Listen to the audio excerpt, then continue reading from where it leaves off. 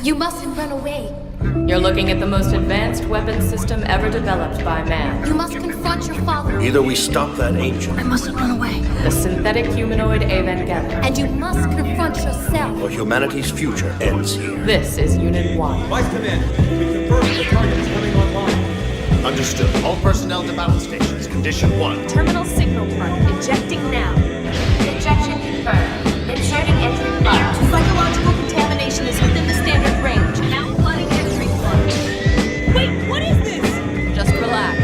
Once your lungs are filled with the LCL, it'll allow your blood to be oxygenated directly. We are go for launch! I mustn't run away. Ikari, are you sure this was the right thing to do? Retracting umbilical bridge. Disengage lockbolt. Release confirmed. Current status. Unit 1 is free. Internal batteries fully charged. I mustn't run away. Transfer Ava Unit 1 to the launch pad. Launch it!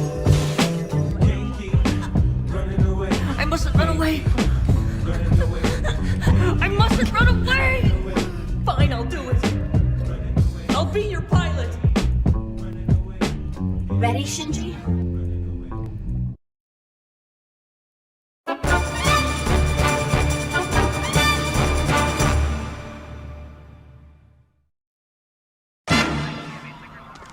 My God, man.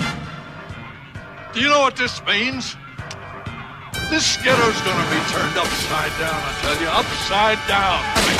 If you get on his bad side, brother, you're done for. Now, it's only a matter of time before he finds out, and when he does, no matter where he is, get ready, gentlemen, because hell's a-coming. Hell's a-coming. Hell's a-coming. Hell's a-coming. Hell's a-coming.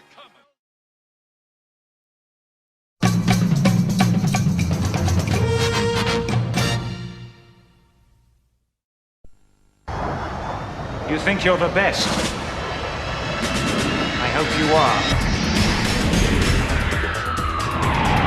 A Gundam mobile suit is a fully articulated, fully equipped machine, armed with the most sophisticated weaponry known to man. To be a complete Gundam pilot, you must train on both Gundam systems. Believe me, gentlemen, to beat the best, you have to be the best.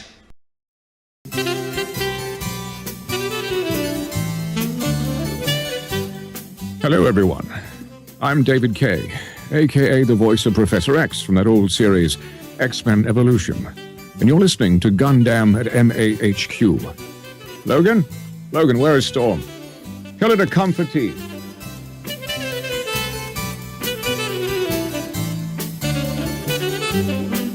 Brandon was just a dork who wanted to shoot lightning out of his hands like Gundam Ryu from Street Fighter. So I waved my magic wand and brought this lightning bolt legend out to Hollywood, where the nerd always gets the girl.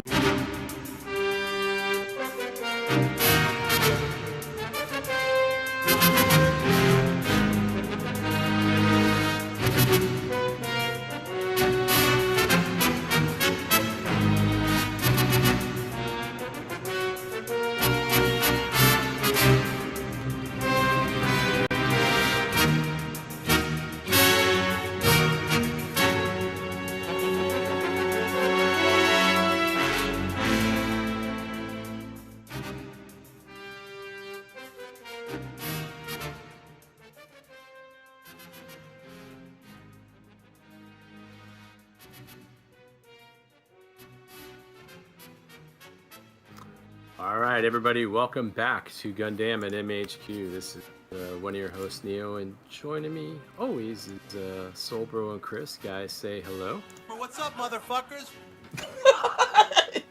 What's up, everybody? Thank you for tuning in.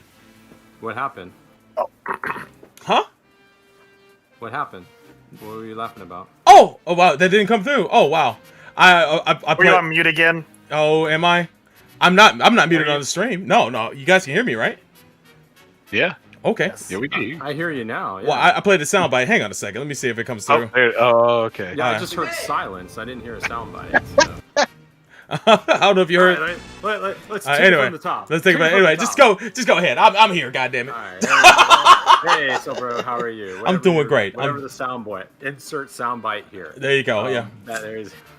And Chris, how's it going? I guess this is just an auspicious start to the show. Indeed. Yeah, I'm just doing the usual of oppressing people who disagree with me and Indeed. as you do. asses. Oh wow. Yeah. Enforcing my will upon them, just a day ending in Y. A day in the life. Day ending in Y. All right, and a year ending in a number.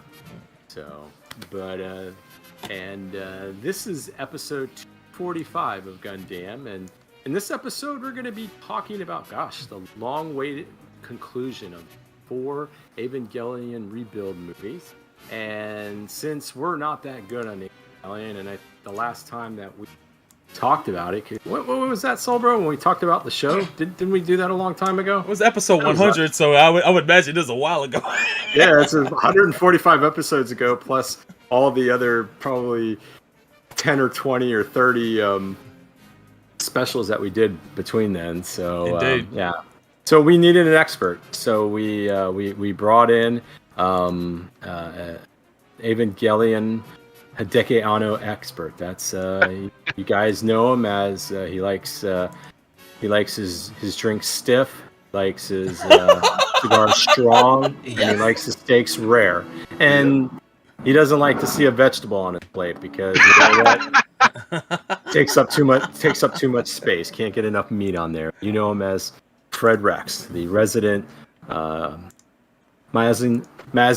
and Godzilla fanboy. So how's it going? How's it going, Fred?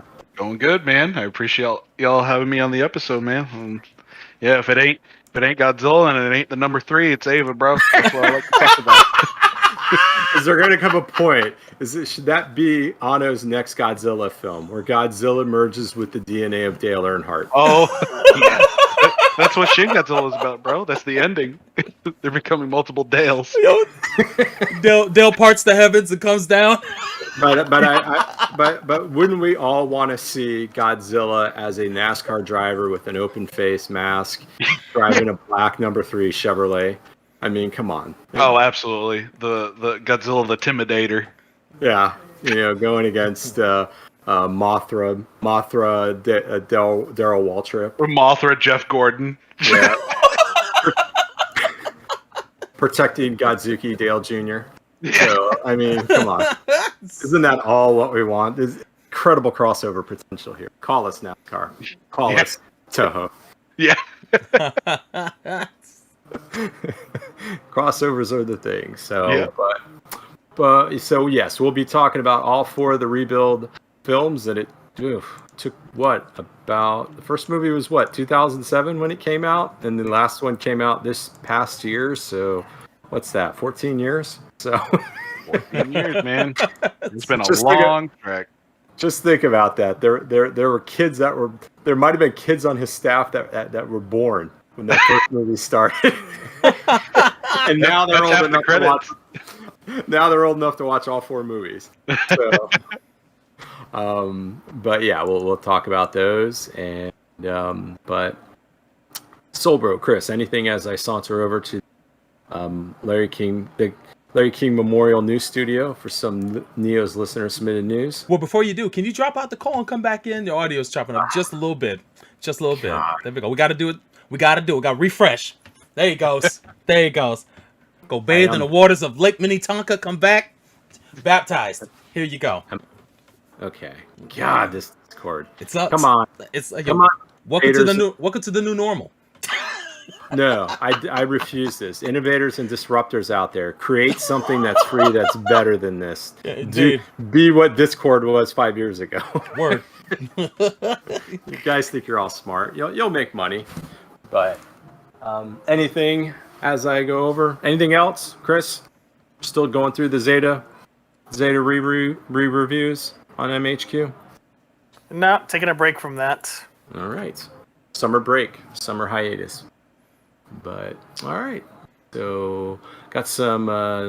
first one here is from Rodimus76. And, wow, this is some good stuff. If you haven't seen this show, Gundam Wing, you're going to be able to watch it on streaming this fall on Funimation. Oh. So they've announced that they're set to stream it this fall. So yeah, I mean that'll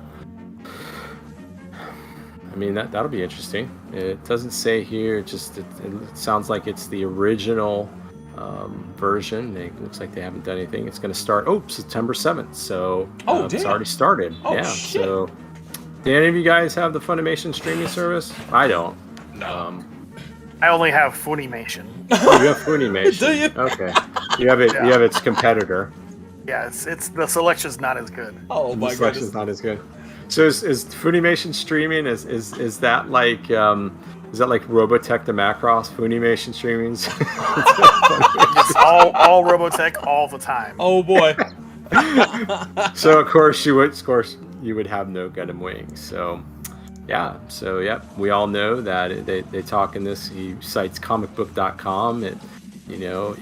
They talk a little bit about how, in this article, of how influential Mobile Suit Gundam Wing was. It was one of the biggest entrants into the Toonami's history from Cartoon Network, and it helped boost Adult Swim by giving, the uncensored versions. I remember that, man. Midnight Run.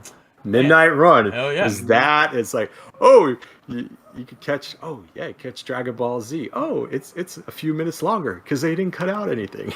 This shit worked out perfect for me because I got home from work maybe 15 minutes before that shit came on. So I was like, yo, I'm already ready. I came home, to get myself some dinner, sit down, watch some cursing. I'm ready. See some shots of the dome pace. See Lady Un kick somebody out the plane, then shoot him in the dome as he's falling. Good shit. I'm ready. There you go. Classic, there you go. Man. So, we all know that Mobile Suit Gundam Wing premiered in 1995. So, damn, it's old. Let's see here. Anything else? That's about it. So, thank you, Mr. Rodimus76, for that. That's some good Gundam news. I know we got some more coming later on. Next one here comes from Yazi88, and I'm sure Chris will have something to say about this, coming from the old Animes News Network. It looks like it's been revealed that there's going to be a new Gundam TV show that's going to be premiering sometime in 2022, and it's going to be called Mobile Suit Gundam: The Witch from Mercury. So let's see here. It's the first new television anime series in 7 years. Wow, that's been a long time, man. Technically, not exactly, because what they really mean, it's the first mainline show. Yeah, in 7 years. Right. Because the Gundam the Origin, some of that other stuff. Yeah, but it looks like the Chief Gundam Officer Koji Fujiwara of Bandai Namco Entertainment said, quote, "We are aiming to create a work that even young generations will support." So that means that's coding saying, "Hey, old timers, you're gonna hate this, so don't even watch it." Yeah.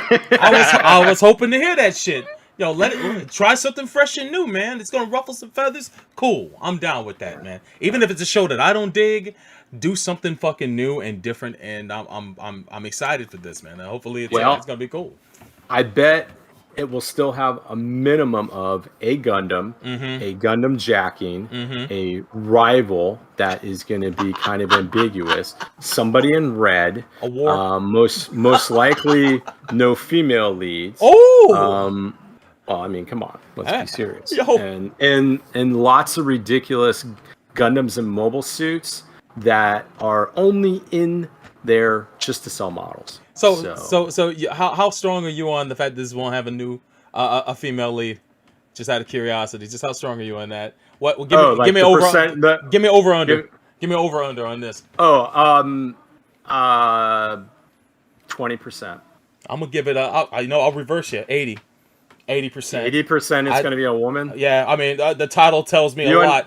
I'm just going to say. I think as you are sometimes prone to do so, bro, you are seeing too much out of nothing. It could be just figurative. The Witch from Mercury could be a person of interest and not the main character. So you could be dead ass right. It could be a male lead, and that's what it is. Gundam is not a American.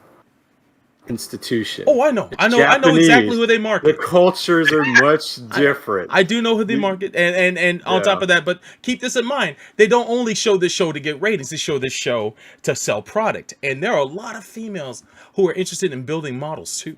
So, but there are up to even now, Bandai has never more. cared about them. That's true. Yeah, and there's even more men that want to build them. So I get That's what fair. you're That's saying. fair. No, I get you. And it's all it's good signs to be point to hopeful, dudes. All signs but point to dudes. I will say less than 20% chance that it would be an actual female lead. All right, Yes. I'm gonna stick my neck out there. So I'm giving it. I'll be honest with you. Word. 5 years ago, I probably would have been down less than 10%, maybe less than 5%. Oh shit! But I'm thinking there could be some changes. You never know. Look at this guy making great strides. But Don't get me wrong. I would like to see it. Oh yeah, but absolutely. I am thoroughly convinced that Bandai is just never gonna do it. So I have zero expectation of it happening. Right. And it frankly just gets tiresome seeing people always going on and on about it like it is gonna happen. Hey man, I don't know. I think the force is strong. It ain't gonna happen as long as old dudes are in charge of Bandai and Sunrise. I feel you. pretty much. I'm not gonna have. I get what you're saying about the Yeah, title, and sure. you think a witch could be the protagonist. Yeah. But couldn't that be the antagonist too? It could be. It I could mean- very well be. It could be. Like I said, it could be just a person Very of true. interest that has something to do with the plot, or it could be like a female character who's the sidekick to the main male lead. So you never know. You never know. That's what I It could think be it's any gonna number. be. It could be any number of things.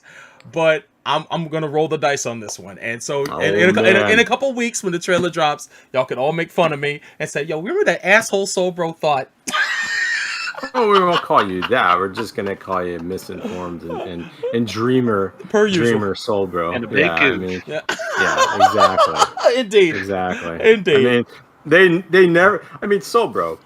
They never even fully realized Saji Crossroad, and he's a guy.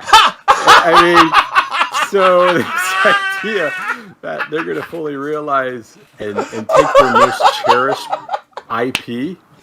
Put it in the hands of a woman, like what Chris said. Damn it! You have a bunch of old, because I guarantee you, Koji Fujiwara, the chief Gundam officer, I would say he's probably north of 60.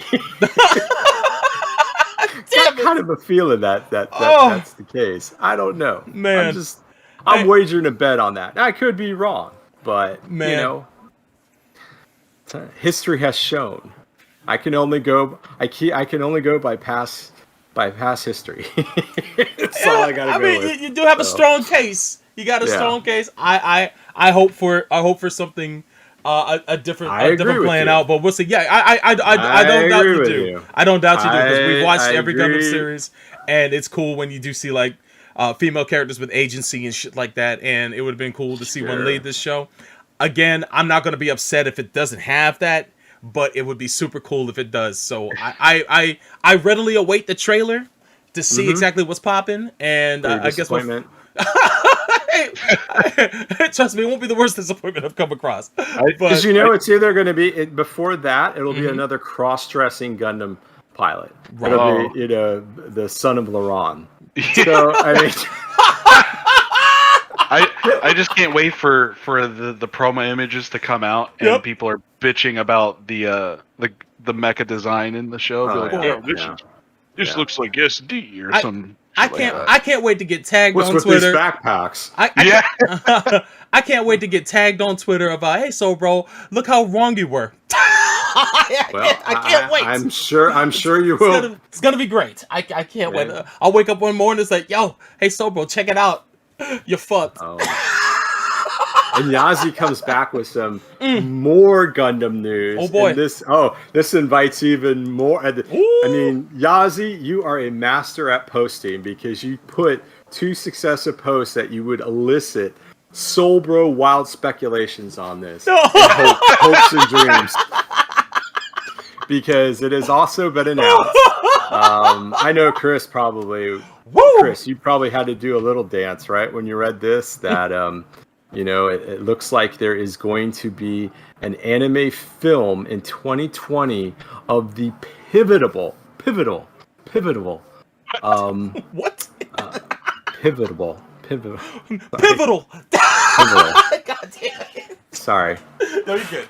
The retelling. Mm-hmm. I mean, retellings are, I mean, we're going to be reviewing a retelling of an original story of probably one of the greatest Mobile Suit Gundam, the original first Gundam episodes ever. So good and so beyond ahead of its time that it couldn't even come to America or the West because we couldn't handle it. We definitely could not handle this. It was too much. The infamous episode 15, Doan's Island. Oh boy. So yeah, we're gonna get this. Yaz is gonna be able to direct it, and it's Curzon Doan's Island. Yep. So I mean, Chris, I just have to put this over to you first. I mean, for all your years of doing MAHQ and following Gundam, how long did you want this? I mean, this is probably up there with you with Crossbone Gundam, right? Oh, I wanted this before I was ever even into Gundam. Like even before I'd ever even heard of Gundam. Secretly, I yearned for Kukuru's Doan's Island, though I knew not how to put it to words. Oh. Yeah, I think I remember when you first joined us on Gundam, you talked about seeing like an old vintage new type where they had some screenshots in there. And that's really what got you to start liking Gundam, right? Because you're like, oh my god, this episode. I mean, just not only just the animation. Yeah. Mm-hmm. Oh yeah. Seeing the Gundam get down on all fours to separate itself and eject the core fighter, it was just beautiful, beautiful. Chef's kiss. Chef's kiss. Best episode. Best episode. But seriously, Chris, when you heard this news, what did you do? I added an entry to it on the MAHQ Mecha section. Beyond that. I thought like this is the dumbest idea, and I think it's hilarious that this has got to be like a huge in-your-face troll on Yaz's part to Tamino. Yeah, it has to be. I mean, to be fair, there is a anime or there's a manga in the Katakawan's Gundam Ace that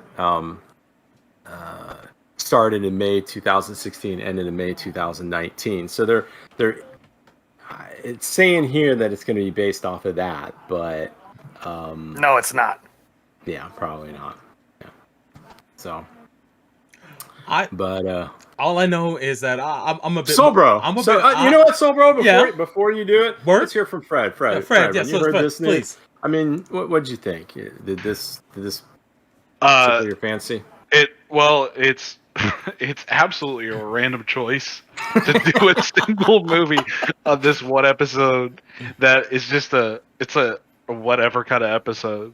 So maybe they got something in the story banks, like in the vault that Tamino has locked away and Yaz like cracked the seal on to adapt into this movie. But like who knows where this is gonna go? Like I doubt. I think what they're gonna do is they're just gonna do like the story leading up to the episode, and it's just gonna end with the episode of MSG like starting, and that's how the movie ends. But Bandai's gonna mark it, so we're gonna get a bunch of MSV stuff that like just prototypes of prototypes.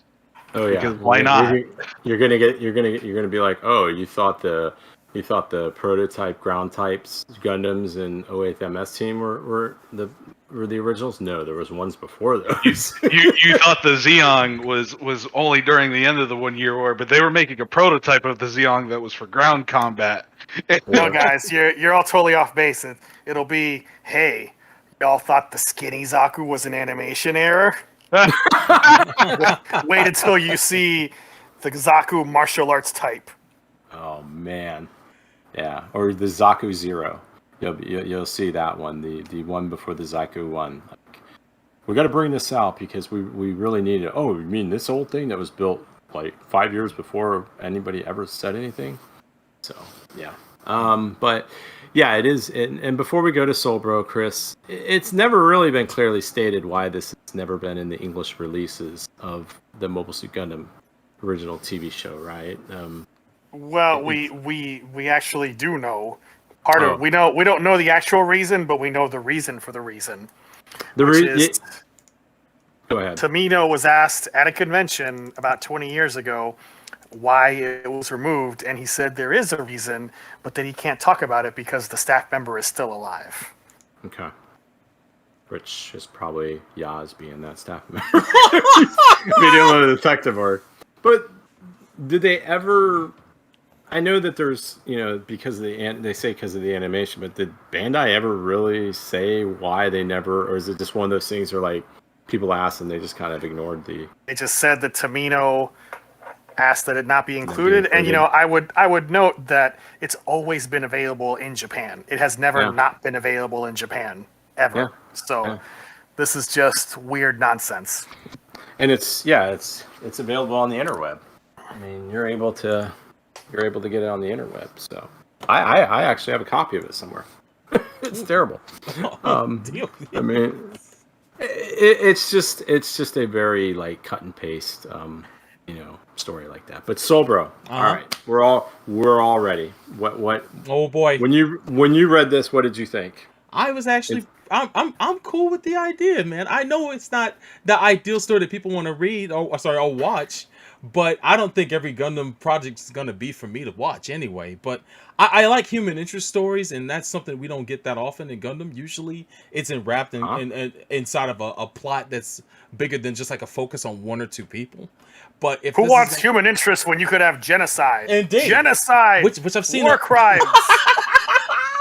Robot. I've seen it so many times. And so if they're going to make a micro focus on this story, it's not the story I'd pick, to be honest with you, but it's a curious story because the man had to get to that island in the first place. We may get some insight as to what led up to him, landing there, and him making this turn to being kind of like a caretaker for these people, and just being cool. And he's had a resurgence recently in games like EX Versus. Every time we play, people pick that character, and he's great.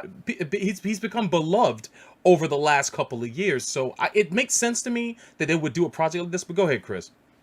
Here's a question though. Okay, so let's say we learn all these things about Doan's backstory and those kids and yada yada. Yeah. Why should anyone give a shit? Why should we care about this guy? Well, that's just one random fucking dude from a one-off episode that's just become a joke. That's a fair assessment. But here's the thing: it's up to the writers. It's up to the writers and the director to make us care. So if you go into this and you don't give a fuck and they turn you, that's a pretty good thing for them to do. And so I know you probably wouldn't go anywhere to watch it if we didn't have to review it for the show. But, I'm hoping that, you'll go into this movie and it's so good that it's like, I kind of jumped the gun on this. But you're right to go in this with skepticism. Yeah, skepticism. Yeah. And that's fine. It's totally pointless. But I'm hoping, and I know this is silly, but I'm hoping for like a Miyazaki approach where, there's like a soulful story at the core of this. And I want to know what happens before he gets to the island. I want to see them remake the whole thing with the episode to get a mulligan on that episode. And then the aftermath of all that, like after Amuro and the White Base leave and what becomes the people of Doan's Island and himself going towards the rest of the war. Maybe we get a little epilogue. I'm hoping for more. I just want a rich story that tells a good tale and to find out more about these people. And we'll see if that happens. Otherwise, I'll be laughed at in about a year. And I'll have to hold that. So there you go. But over War is hell. Go ahead. Over under. Oh, I was saying like your heartfelt message is spoilers. War is hell. Yeah. And it sucks. Yeah. Yo, spoilers. It's terrible. Indeed. But over under that, Solbro is going to have to eat it on this one. What do you think, Chris? I'll definitely 80%. Eat it. Oh, Jesus Christ. But, we got some more Gundam news, and I'll just hit this other one here. It looks like there's going to be another life-size Gundam sprouting up in Japan, and this time it's going to be RX-93, the new Gundam from Mobile Suit Gundam. Nice. Char's Counterattack, yeah. So it's going to be in the Mitsui Shopping Park Lalaport, and it's going to show up in spring of 2022. Wow. Yeah. It's going to have the tricolor, that cool tricolor scheme that he has, and looks like there's going to be showing some type of long range fin funnel mount. So yeah, that sounds pretty cool. It looks nice. I mean, granted, this is just a Concept, mock-up, yeah. But Yeah. it'd be cool to see this in reality once they get it made. Yeah, there you go. And the eventual model kit. Indeed. Yep, is it sold only there? The only Yes. place you can get it. That Yeah, sucks. and the special coating version of it, and the clear parts version of it, and the clear version of it. You know, because Yeah. you know we gotta make money. We gotta print money. Exactly. Indeed. We can't just use our money wisely and not make good stories. Not unlike Doan's Island, we gotta just continue to trend frivolously, and so people can see things they've already watched. Just with new things. And speaking of that, it looks like Iron Blooded Orphans is going to get a 9-part compilation TV special. So that's nice. Which So let's see here. That's from the Anime News Network, and it's going to feature a preview part of the upcoming. There's an upcoming spin-off coming from Iron Blooded Orphans. Looks like it's most of the same people that worked on it. And there is an app that you can download off the App Store and Google Play Store. So it looks like it's slated for spring 2022 for that. So, but they don't have many more details on that. So, yeah, you guys excited about that? All I say is give me a Calamity War episode. That's all I need to know. Agree with that. 110% agree with that. Mm-hmm. But because I play mobile games, of course I'm going to play this. So I no idea what it's going to be. They did show, I think, the trailer for this. They did show like a glimpse of like what the gameplay is like. So it does have like 3D models and stuff like that. Mm-hmm. Oh wow! So we'll see. It's something that's been in the works for I think it's been like 3 or 4 years or something like that. Yeah, like way after IBO ended. So hopefully it's good, and more than likely it'll die within a year because that's the nature of mobile games. When there's damn. If it ain't Genshin Impact or any of those other ones or Dokkan Battle or anything like that, I don't see this lasting more than a year and a half. So. Yeah, gotcha. Embrace the gotcha. Or Fate, or the Fate Grand Order game. Yeah. So, cool. So, bro, Chris, any excitement on this? I don't care about mobile games, and compilation special doesn't really excite me. I mean, unless you're gonna redo the entire second half of the second season and move away from McGillis's stupid ass plan of mobile. I'm just gonna get the Gundam Bile and then everything will magically go my way. God, that was so disappointing. He subscribed to the underpants gnome theory of global conquest, which is step 1, get Gundam Bile. Step 2, question mark. Step 3, win. Yeah, exactly. Yeah. That always. That guy's got to rethink his strategy, man. That's so stupid. I mean, stupidest. Oh, biggest letdown of like a mastermind Char type character. Yeah. Like, a bro, long this time. this was your plan. Like, and the brother went in with a lot of momentum too, man. Holy I shit. liked him I liked him in season 1. he's a cool dude. Like, even this dude's I like this guy. he was a cool He's got guy, his even speed. doing bastardly things like trying to kill his best friend. Oh, yeah. But then it's like, man, this is your like Char was gonna fucking throw things at Earth so that he could fight Amuro, and like this is the best you could come up with. Like, come on, man, that's weak. Oh, man. Your disappointment to masked men, even Mask from G Reco is disappointed in you. Not Louis Lin. No way. Woo! Yeah, that's tough. That's tough talk right there. Man, that's real talk right there, man. I hope they took the criticisms of that third act of that series with the decisions he made and reapproach that and have his character make sense towards the end. I'm hoping man, they ain't gonna do that. Yeah, probably not. Like these Probably compilations really don't change that much. That sucks.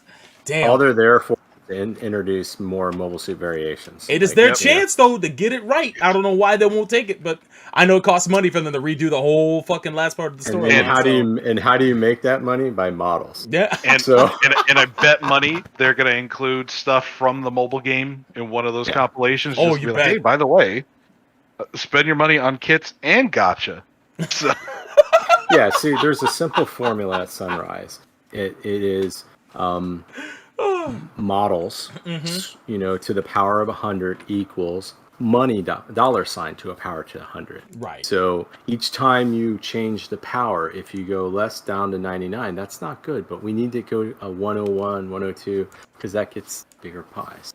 Yeah, so bro, you have to think in the ways of Sunrise. How can we insert more Mobile Suit variations and fool you? Like, we know you saw the show, but you forgot that this Mobile Suit variation was in that same battle, and now you want it. So Indeed. Yeah. I am the problem. No, you're not the problem. You're not. You just haven't hit rock bottom yet. Indeed. You haven't hit rock.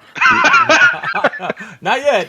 I'm close, but still got a ways to go. Yeah, exactly. Oh my goodness. So, but the next one here comes from Rodimus76. I don't know how to feel about this one. It's a Sorbet news alert, but it's definitely something I wasn't really expecting. He put a link to a story here where I guess Sorbet released I guess what you would call a thirst trap photo on Twitter's him shirtless, saying his movie just wrapped. So. Wow. Yeah, and it says here that Tyrese Gibson has the perfect, the perfect comments, and let's see what the comments are, because I originally clicked the story and I saw the shirtless thing. I was like, I don't want to see. And it looks like, Tyrese said it's the result of Bayhem. So, yeah, okay, Sorbet News Alert. Thank you, everyone. I guess we've come full circle on everything. We sure have. Jesus.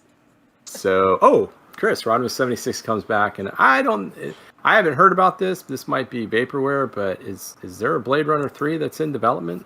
What? Sir? I know you're a big Blade Runner fan. I knew this was going to come up, and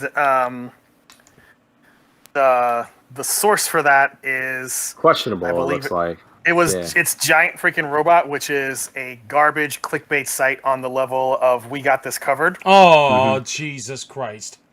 Yeah. So no. Yeah, because it says 2049 was a not successful movie. It was a bomb.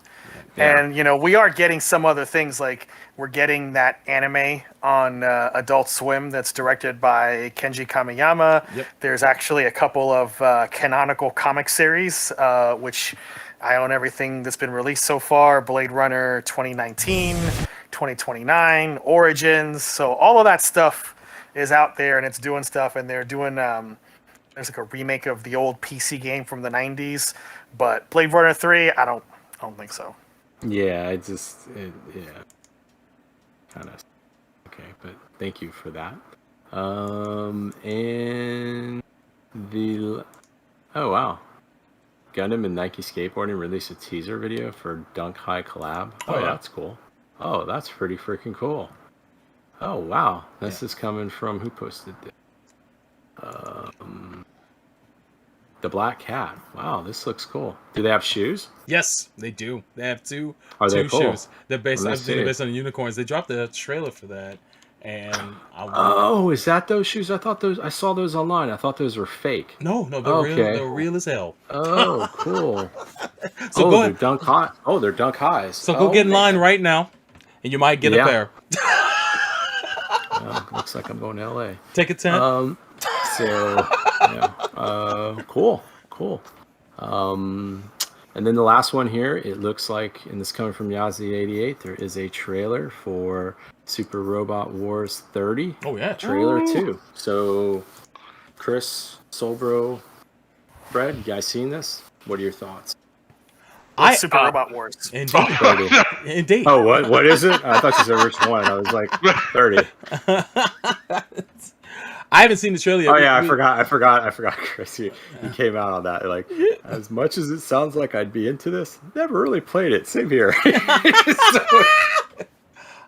We talked about it on Sunday, but I haven't seen this trailer yet. I think it shows some gameplay. Fred, you watched this, right? What's your thoughts on the trailer? It does include a lot of stuff. Confirms a bunch of things, like stuff for Gridman. The different forms of Gridman looks like they're going to just be attacks as opposed to different forms.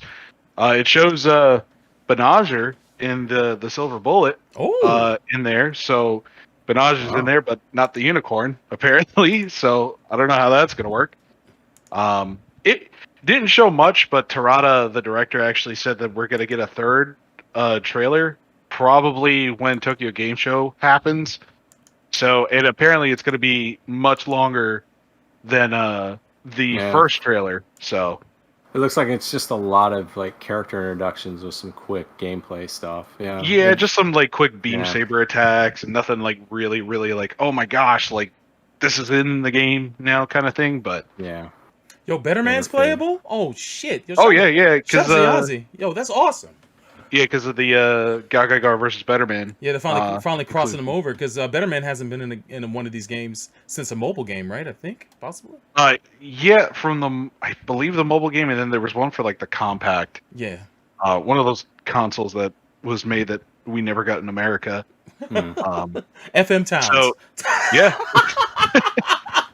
So yeah, it's shaping up to be good, man. You had mentioned. Go ahead. Finish your thought. I've got a question for you. If I say it, the one thing I'll say about this is probably, and I'm going out on a limb here, but I think this is one of the most important anime robot games to ever release in America. So if you want to have more of these games come out, especially on PC, please support and pre-order. I don't mean to sound like a shill, but this is one of those hopes and dreamers kind of things that we would ever see a Super Robot Wars game in America. We finally got it. Yeah. So all I have to say is I'm watching the video of those black unicorn dunks, and those are hot. They're pretty cool. I saw them, I was like, yo, I wish I could have them shits. But Fred, you mentioned Gridman, which I would love to watch. Here's a question. Shiro Sagasu does the music to that show, right? Yes. Yeah. Is it dope? Is it a good score? Oh, absolutely. It's one of his great scores that he did. It's very really. Oh yeah, it's you'll hear that it has like a set number of themes, but he does so many different variations of it that it's a good spread. I would say it's a really good score. I like it. Cool. Because I've got some things to say about that man once we talk about Ava today. Oh yeah. Oh shit. But that's my question. But yeah, I'm excited about 30. And for those that don't know, I've been working my way through T, the current game that's out on all the platforms. Definitely, if you guys love Super Robot Wars, if you guys love crossovers and mecha anime, it's a really cool game series to get into. It does take time though, and if anything, it's a great game to have on the go. Get it on the Switch, man. It's out there, man. But that's all I have to say about 30 for now. I can't wait to see more of it when it comes out. Yeah, and I don't play these games, but yeah, definitely. I think if you're into them, you guys should do what Red says and go ahead and support them. So yeah. So cool. So yeah, that's it for Neo's Listener Submitted News. And if you ever have any news articles, you can always go to the Neo's Listener Submitted News Articles thread in the Gundam section of the Mecha Talk forum.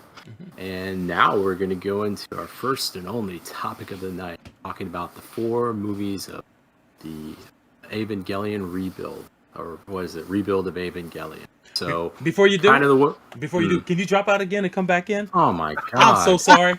Oh no. It's all right, man. It's all right. We're gonna get through this. But go ahead, Neo. Yeah. So we're gonna just so how we're gonna do this? We're just gonna go through each movie, do a very brief overview, and then just some of our comments, highlights, lowlights, and then go on to the next. Then at the end, we'll have individual ratings of those. So, Chris, you want to start us off with movie 1 and give us just a quick overview so we can talk about it? Well, first I want to set the stage, and I did have a special request from Dalo, who wanted me to tell our dear listeners not to ask for any more Ava after this because hell can't freeze over twice or even thrice. You know what? He's actually right on that. I mean, because yeah, what else can we do? I mean, this is it, right?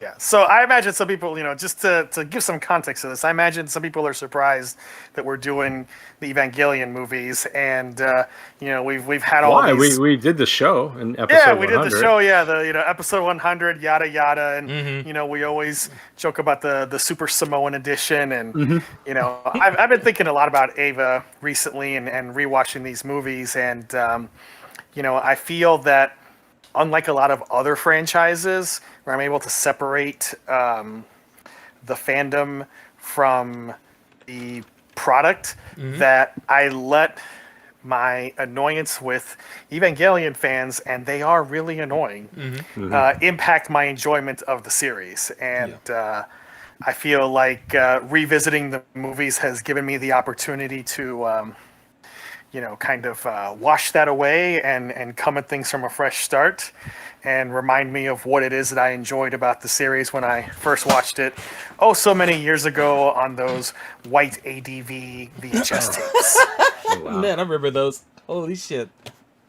And where'd you get watching them these from? movies, Saturday matinee? Yeah. No, from Suncoast. Suncoast, yeah. That was two the other episodes one, of volume, $60 a volume. Hopefully not that much. Shit was expensive though.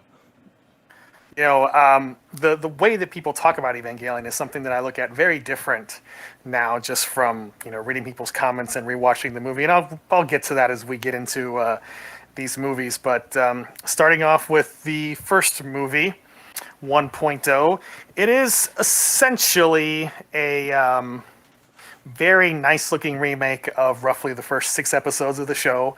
So we go through the introduction of Shinji and all the characters and battle a couple of angels. And it ends after him having to use the special rifle powered by all the electricity of Japan to defeat the 6th angel. And the biggest surprise is that at the very end of the movie, we get Kaoru introduced way earlier than in the TV series. So that's Operation Nishima, right? Yeah. That was always one of the coolest things I loved about the original show. So that I kind of like the fact that they left that in, and I know they kind of cleaned it up and added some things to it, but you still had that kind of that same feeling. To me, that was always one of the stronger points of the show itself. But go ahead, Chris. I'm sorry. So, that's just the very rough, quick summary of movie 1. Obviously, if you want to know more, go watch it on Amazon or somewhere else. So, since we have a special guest, I'm going to kick it over to Fred. Why don't you give us your comments on 1.0, You Are Not Alone? So it's, remember when this came out? I think it was 2007. Yeah. Still in high school when this movie came out. Wow. It was probably the first movie I actually downloaded a cam rip of. Wow. Doesn't that bring back memories? Oh yeah. Woo! Yeah. Good Lord. And my God, Baby's the original first cam rip. Yes.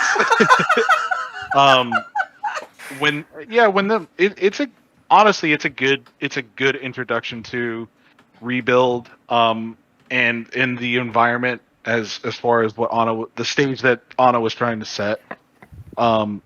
Right away it gets the older fans in because of the familiarity with the TV show, but it also has the stuff in there to kind of throw you for a loop to where, hey, this is not the same story as it was before, so it's not just, hey, we're taking the show and just putting new animation to it. I think as a movie maker, I think Anno you see his progression as a director start to really reform to how we know him today. It's like the baby steps essentially of what I like to call the modern day Anno. And essentially too, Shiro Sagisu's score and how it's evolved. There's so many good tracks on there. Yes, of course it redoes a bunch of stuff from the TV show, but new stuff like the Angel of Doom song that plays when the final shot with Operation Yoshida happens is it's one of the best things that I think Shiro Sagisu has ever composed. Yeah, man, I agree. Yes, and I think it's a good start. And yeah, it's a beautiful looking movie. I got to put that out there. And the combination of CG and 2D animation, I think it was really on point with this movie.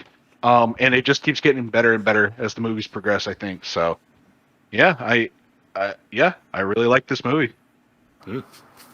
All right, Sobro, what are your thoughts on 1.0? Well, out of the 4, this is probably the one that I like the least, but I love this movie regardless.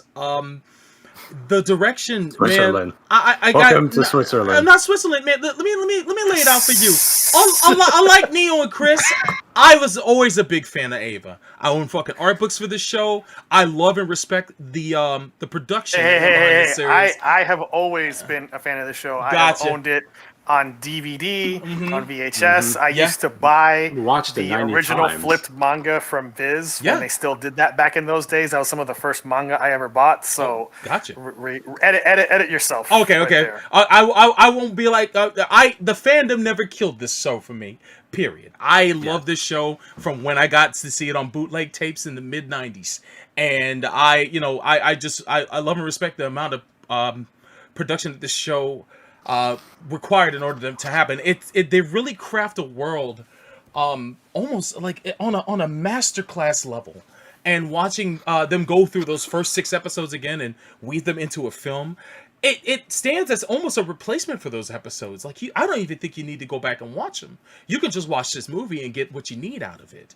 But yeah, the way they set the mood, the way the scenes are framed, Ano has just like completely stepped up his game since he's become a film director and whatnot. I'm so glad for him because he's really coming to his own. And for him to come back to animation, and this wasn't a project that he really wanted to come back to, but he also had some things he needed to take care of when it came to telling the story in the way he wanted to. So I'm glad he got another shot at it.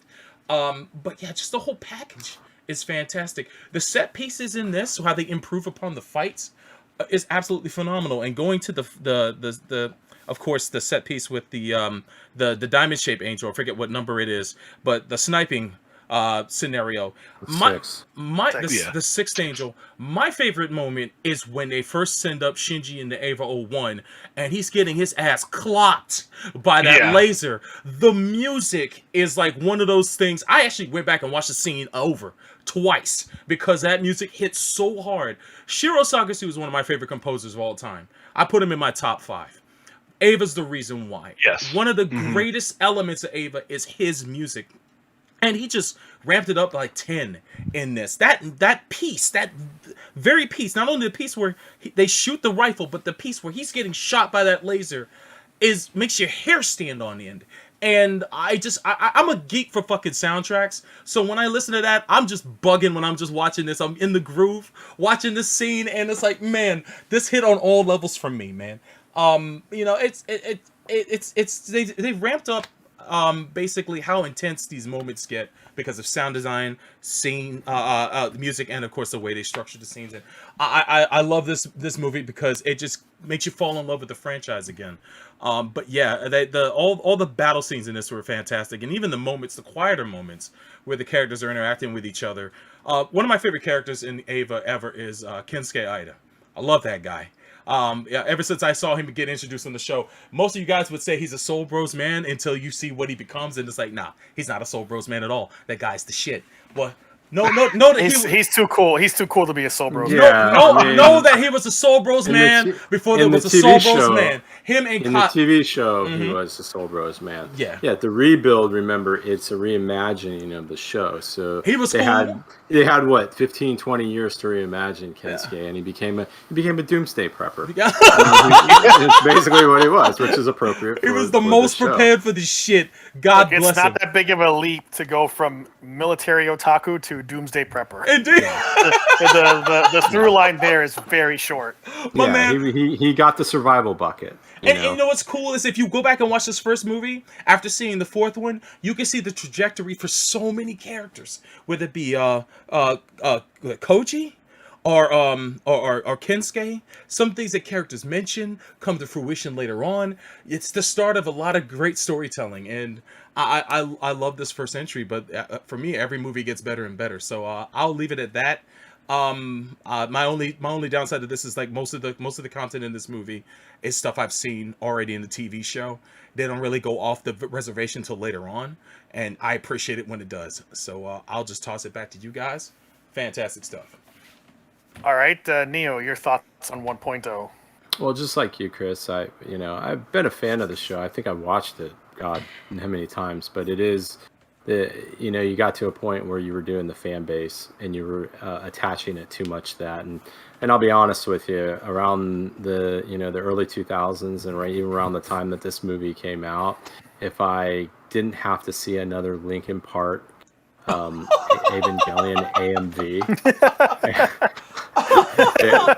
if I had a nickel, if I had a penny for everyone that was out there, I remember going and going to these conventions, and sometimes Soulbro or The Wonder would put in their AMV entries in there, and you sit there and you watch all the entries, and it would just be non-stop Evangelion and it just got to the point it was just ridiculous. But I remember watching this show or this movie when it came out.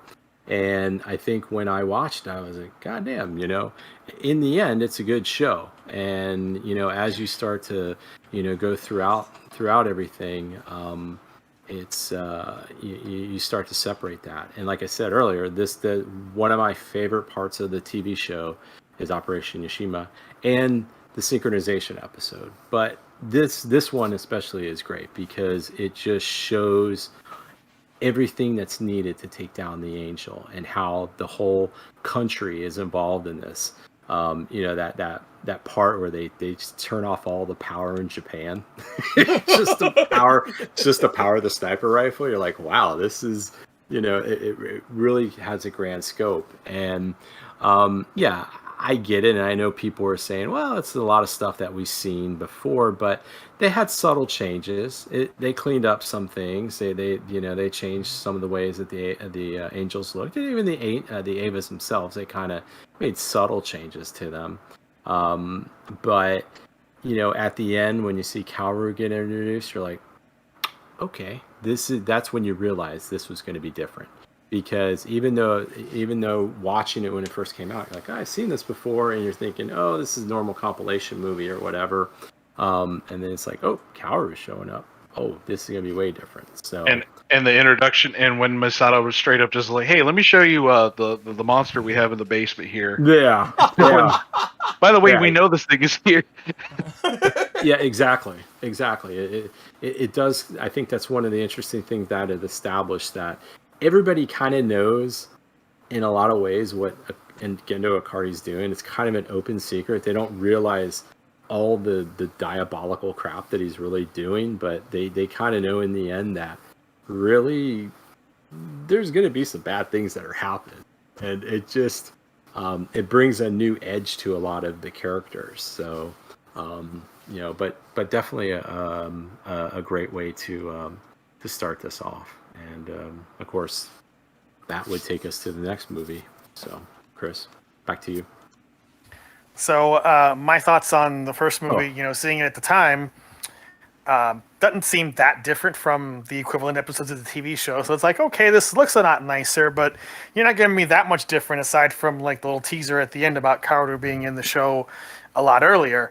But it's so much better done than the TV series. Not just the animation, but of scenes, the use of silence, Ano's characteristic power lines and cicadas. Oh yeah. The soundtrack, the sense of foreboding is a lot greater here.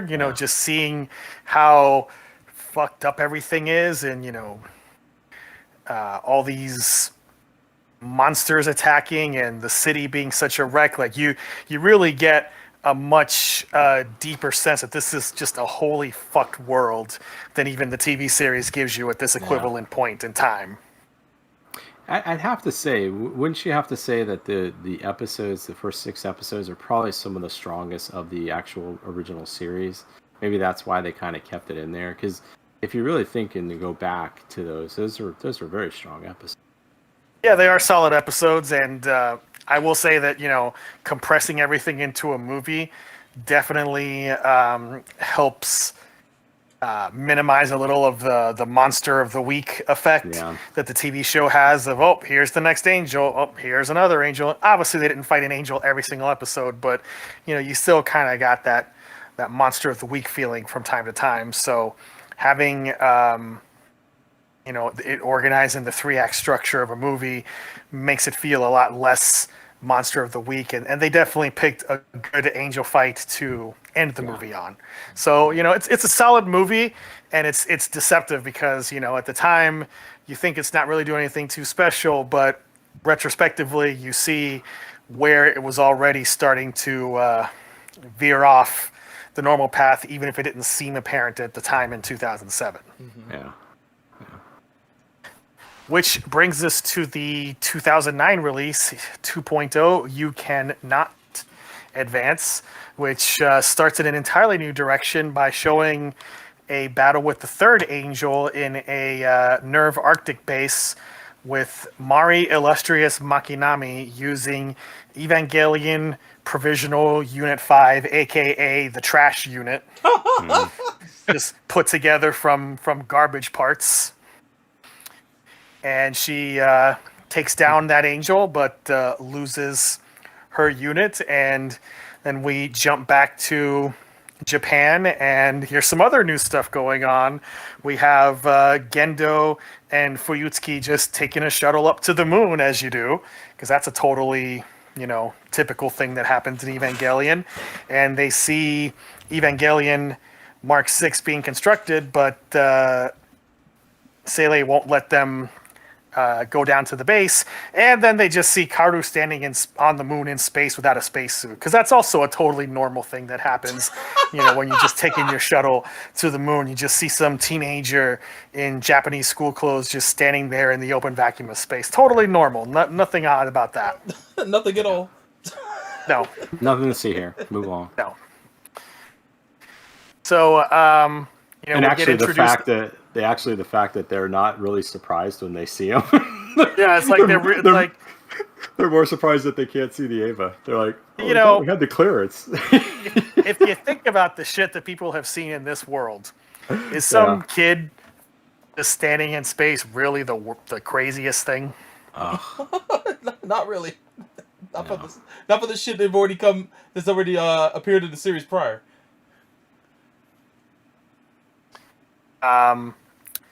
We're also introduced to Asuka Langley Shikinami, different name from before, and she is just as crabby as she was in the TV series.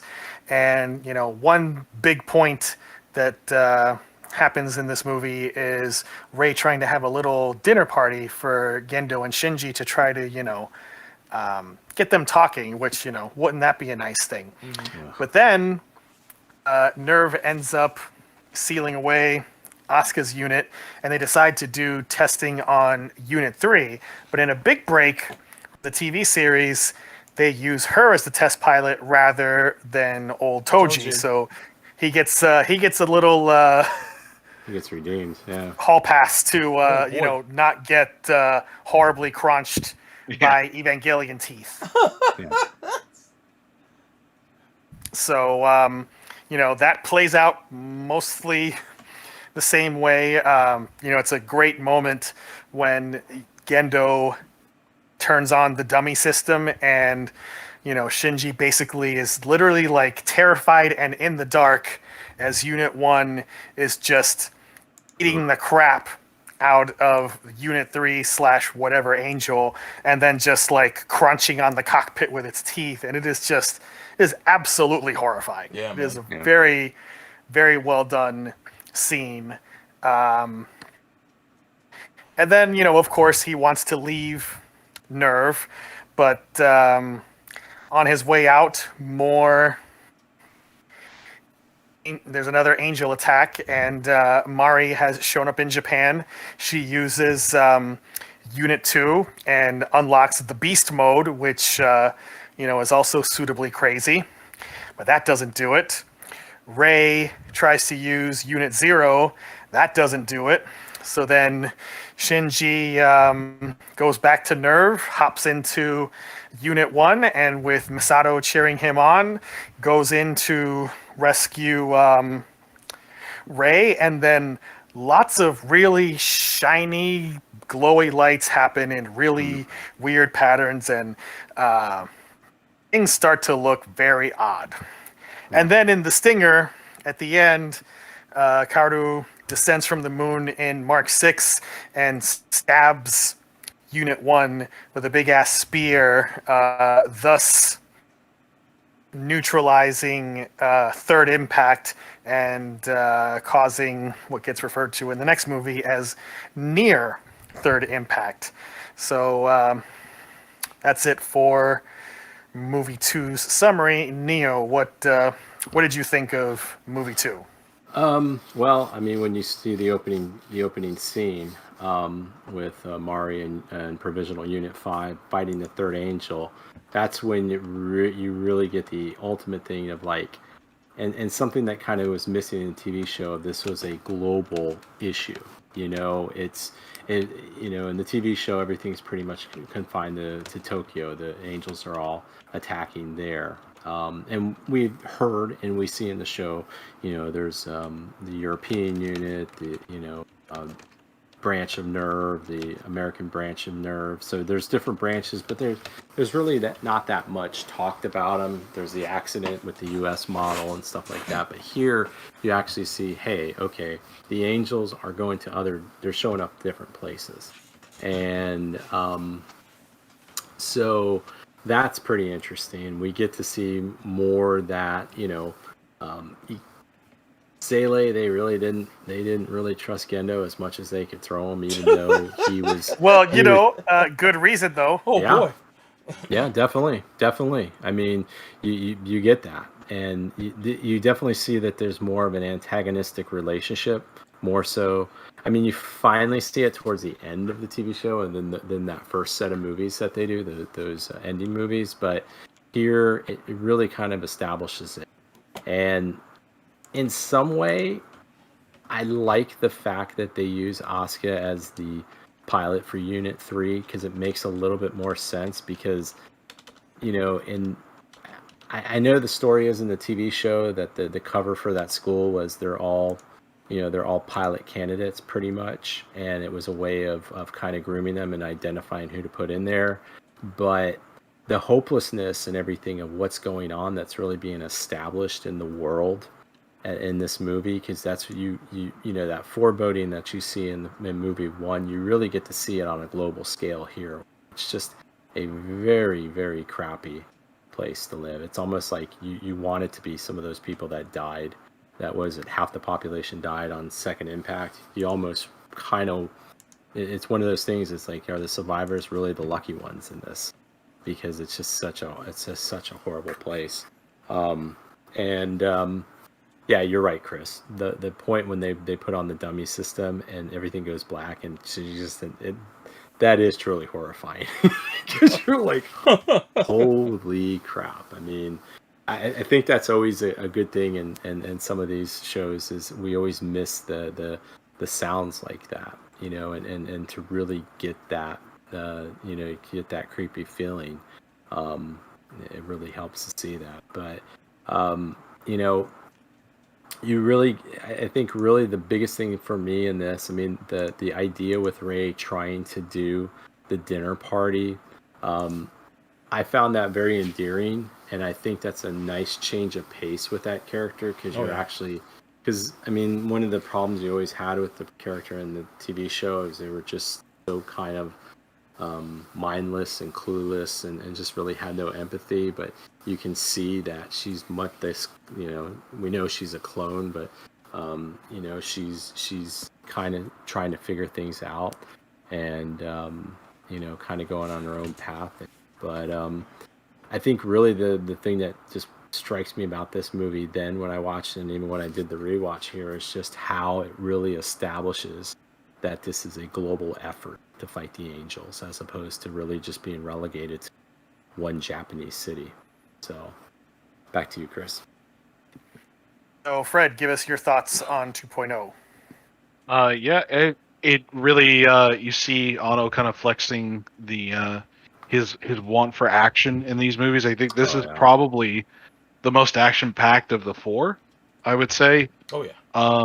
Again, the improvements with the animation, utilizing the CG more, Shiro Sagisu upping the stakes even more with his score. Yes, sir. Just his ability and utilizing. This is the first movie to start using lyrical songs, both sung by Megumi Hayashibara, who is the voice actress for Rei, as well. Both utilizing in two separate points of the movie, and I think it fits. It's kind of a way as a nod to Comme Sur Todd from End of Evangelion, where you have this kind of very off-putting, happy kind of sounding music, but when you start looking into the lyrics, it's like, oh, okay, this is actually kind of dark. Oh shit. Yeah. But yeah, I think this is, in a way, I think this is like somewhat my least favorite out of the quadrilogy. Oh. I think it's just it's a mishmash of just a lot of stuff. I think what hurts it a little bit is the action. While the action is good, it feels a little rushed. We had talked about this, but the usage, like Asuka, and as many know, I am an Asuka fan through till the day I die. Oh yeah. So it's really, I don't know why, but her bitchiness is turned up to 11 in this movie. Yeah. And it really makes you like in a way, like whenever I've talked to people and how they said like, oh, I can't stand Asuka. It's like, wow, I could kind of understand where you guys are coming from in a way. Yeah, it doesn't get clarified into the last movie of why she's like this, but yeah, and the changes I do, I like using Asuka as the pilot for Unit 3 in this instance is a good change. It really ups the stakes. One of the main things I didn't like about it though was when the W plug gets used. In the TV show, Shinji has full view of what's happening and can't do anything. So he has to watch his friend get mauled to death by this thing that he pilots. And in the rebuilds, it locks his hands in place and kind of shields him from seeing what's happening. And I think that takes a little bit of dramatic weight from it in a way. Because on the other hand, the fact that he can't see it means that his imagination would run completely amok, imagining like probably something even worse than what's actually happening. Yeah. True. And I would agree with that. But I just think it feels more visceral for Shinji and you as a viewer to think that like he's watching somebody who eventually confirmed that he had feelings for in a way, just get mauled and ripped apart and almost eaten alive in a way. That's just one of the things that the changes from the TV show to the rebuild I disagree with. However, the big change that I do agree with is how Shinji is more of a not a progressive character, but he's more of like he takes a stand on a lot of things where he puts his foot down to a lot of the bullshit that his dad puts him through, especially after the Unit 13 or the Unit 3 incident, where he full on, instead of just whining in the hangar saying, "Oh, I'll just self-destruct the Ava in the hangar," he legit just stands on top of Nerve and starts pounding into the building, saying like, "I'll rip this place apart," because he's so angry. And in a way, I think the movie tries to demean him in a way from, "Oh, you're just running away from your duty as a pilot." But it's like, no, you get put in a situation like that. It's him putting a stand to what his father has put him through. In a way, it's like, yeah, you know what? Good for him. He's breaking away. Sorry. Here's the thing about Shinji, and I feel like so many people in English-speaking fandom really look at him the wrong way. And obviously, there have been mecha pilots before and since who have had mental health issues, Amuro Ray, et cetera, but if you really think about this awful world that everyone lives in, where you had Second Impact killing like half of humanity, and Red Ocean, and just it's an awful place. You have this character who basically is an orphan because as soon as he lost his mother, he functionally also lost his father and has had to deal with that abandonment. And basically gets told by his dad, out of nowhere, hey, I need you to pilot this giant monster to fight other monsters. And so many people will be like, oh, Shinji, you're such a pussy, get in the fucking robot. Like, what 15-year-old, when faced with that situation, would be like, yeah, sure, Dad, I'll get in the robot. Yeah. Yeah, it's traumatic, and he's he's a child in a lot of ways. Piloting those things is not fun. It is traumatic to pilot those things. Yeah. So I think, people especially the English-speaking world are just not used to a character who is so openly dealing with mental health issues, with depression, and that is seen as just being inactive or cowardly or passive. And our American heroes are go-getters who always step up to the task, but like nobody would willingly do what Gendo is asking Shinji to do. So yeah, with the heartlessness and cruelty that Gendo does too. Like not even trying to that's even bigger. Like not even trying to give an inspirational speech of hey, the world depends on you. It's like, get in the fucking robot or this bandaged up girl is gonna have to do it again. Yeah, the Ray you have to pilot, the spare is useless. And him having to hear that after 7 years of not seeing his father and being like, oh, you were the spare pilot for this. It's like, I do take with a lot of, you see that a lot with people who just watched it where they're like, yeah, I got it. I watched it. It didn't do anything for me, but I really hated Shinji because he's a pussy and he just doesn't do what he needs to do. It's like, well, every time he's had the opportunity or done the opportunity to run away, he immediately turns heel and goes back into the robot. Yeah. So I don't get this whole idea of he never gets in the robot when he multiple times sustaining physical and mental injury gets into the robot every single time. Well, and I think Chris brings up a good point when he said that it's not fun to pilot these units because you kind of start getting that idea with the way the pilots are in this particular movie, that it's just beyond the part of some of the trauma that you feel with the unit itself getting damaged, but you can kind of tell that it's taken a lot out of them, and it's showing them being physically drained after doing this. And I think that's, it's a very cruel thing if you really look at what they're asking these kids to do. And for what? For what? Gendo Ikari's dream of the evolution of humanity. Where does he get off? Having right that? Off of what? Some stupid thing of the Dead Sea Scrolls? Come on.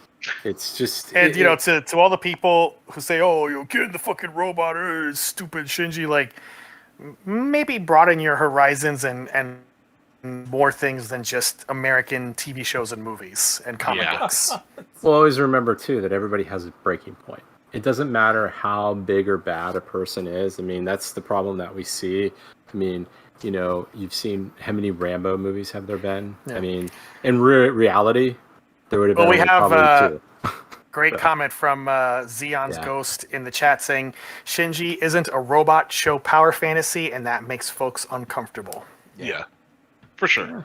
In a lot of ways, Shinji he is an innocent boy, but at the same time, especially in the end of the TV show, he can be a despicable character in a lot of ways. There's especially what he does in End of Ava. the opening minutes alone of that movie, what he does. So just that's pretty much my thoughts on 2.0. Okay. Sobro, you're up next. Yeah, man. Since we're talking about Shinji, man, I've always liked his character, but he can get on your nerves sometimes. But the show does a very good job of Who in the show doesn't at some point? But the show does a very good job of justifying his festivity, right? Because of the shit he's been through. Like, his psychological profile is fucked. Keep in mind, he saw his mother die. That's stuck somewhere in the back of his fucking subconscious somewhere. Like, he witnessed that shit. He may have been young, but that shit doesn't leave you. I don't care if you manage to forget it, because trauma can make you forget the most heinous events, but it had a fucking toll on him. Met with the 1-2 punch of his dad completely abandoning him, right? And the show builds that up too. It shows that, he left him basically to go live with some teacher. And then, he's basically feeling like he's been cast aside. Like he's not worth shit. So when he gets called back and he's finally thinking his dad wants to reunite with him and finds out he's just a pawn in his game, wouldn't you be pissed too? Like, word. Like, it's like, go fuck yourself. Most people would say that. But Shinji wants to be of some kind of use, and he knows how high the stakes are. Every time he gets in that cockpit, the most horrifying shit happens. And it's like, you guys want him to get back in, right? Well, if it was you in that situation, could you deal with the fucking pressure? That pressure is insane. The fucking sniping alone in the first movie, let alone that shit where they're running to catch the fucking angel before it hits the fucking earth from orbit. Yeah.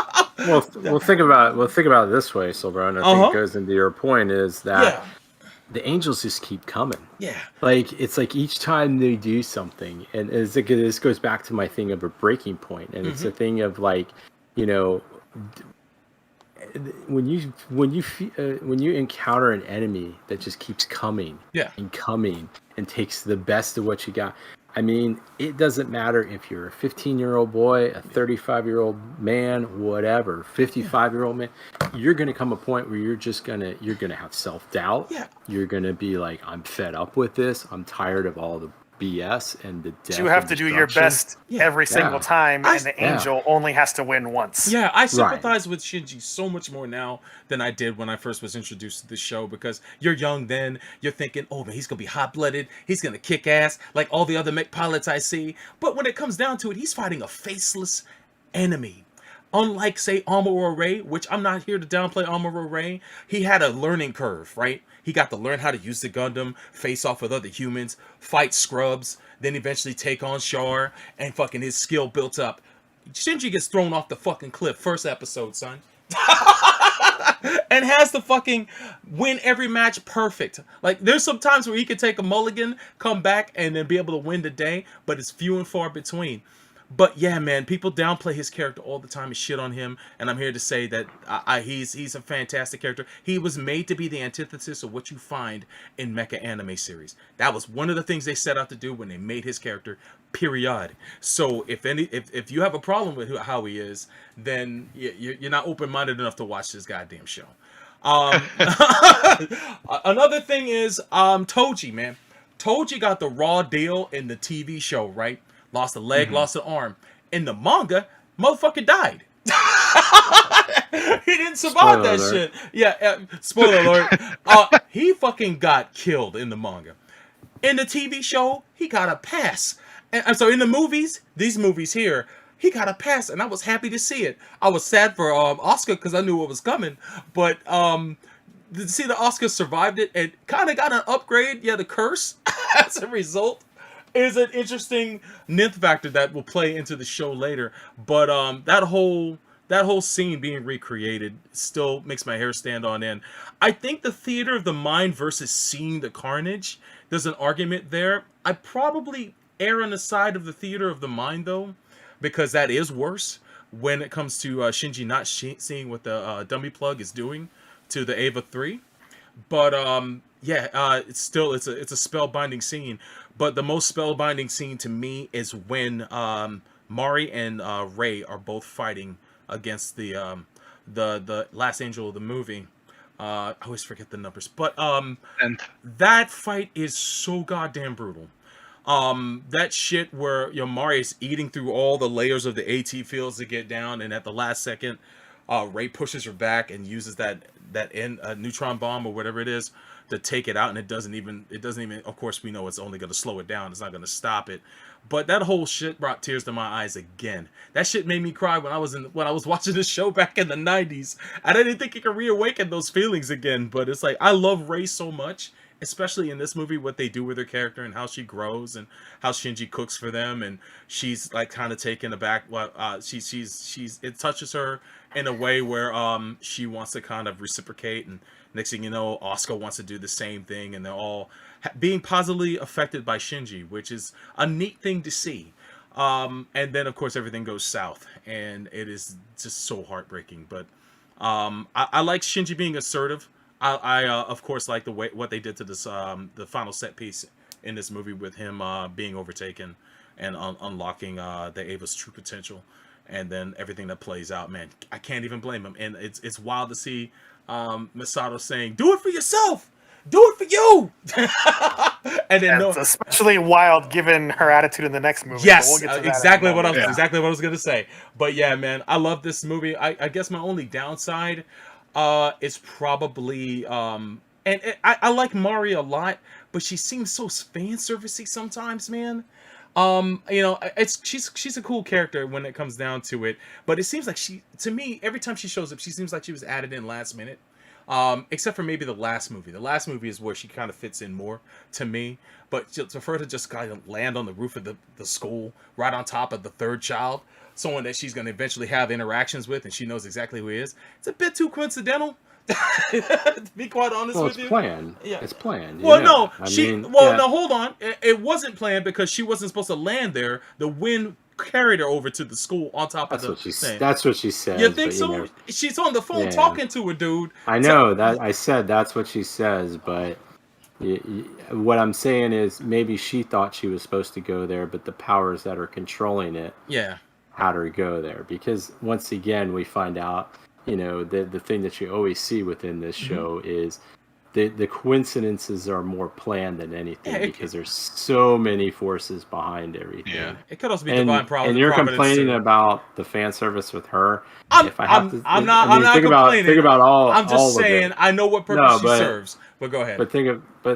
Well, the purpose she serves is another pilot. I think what it does is I think once again it expands the global.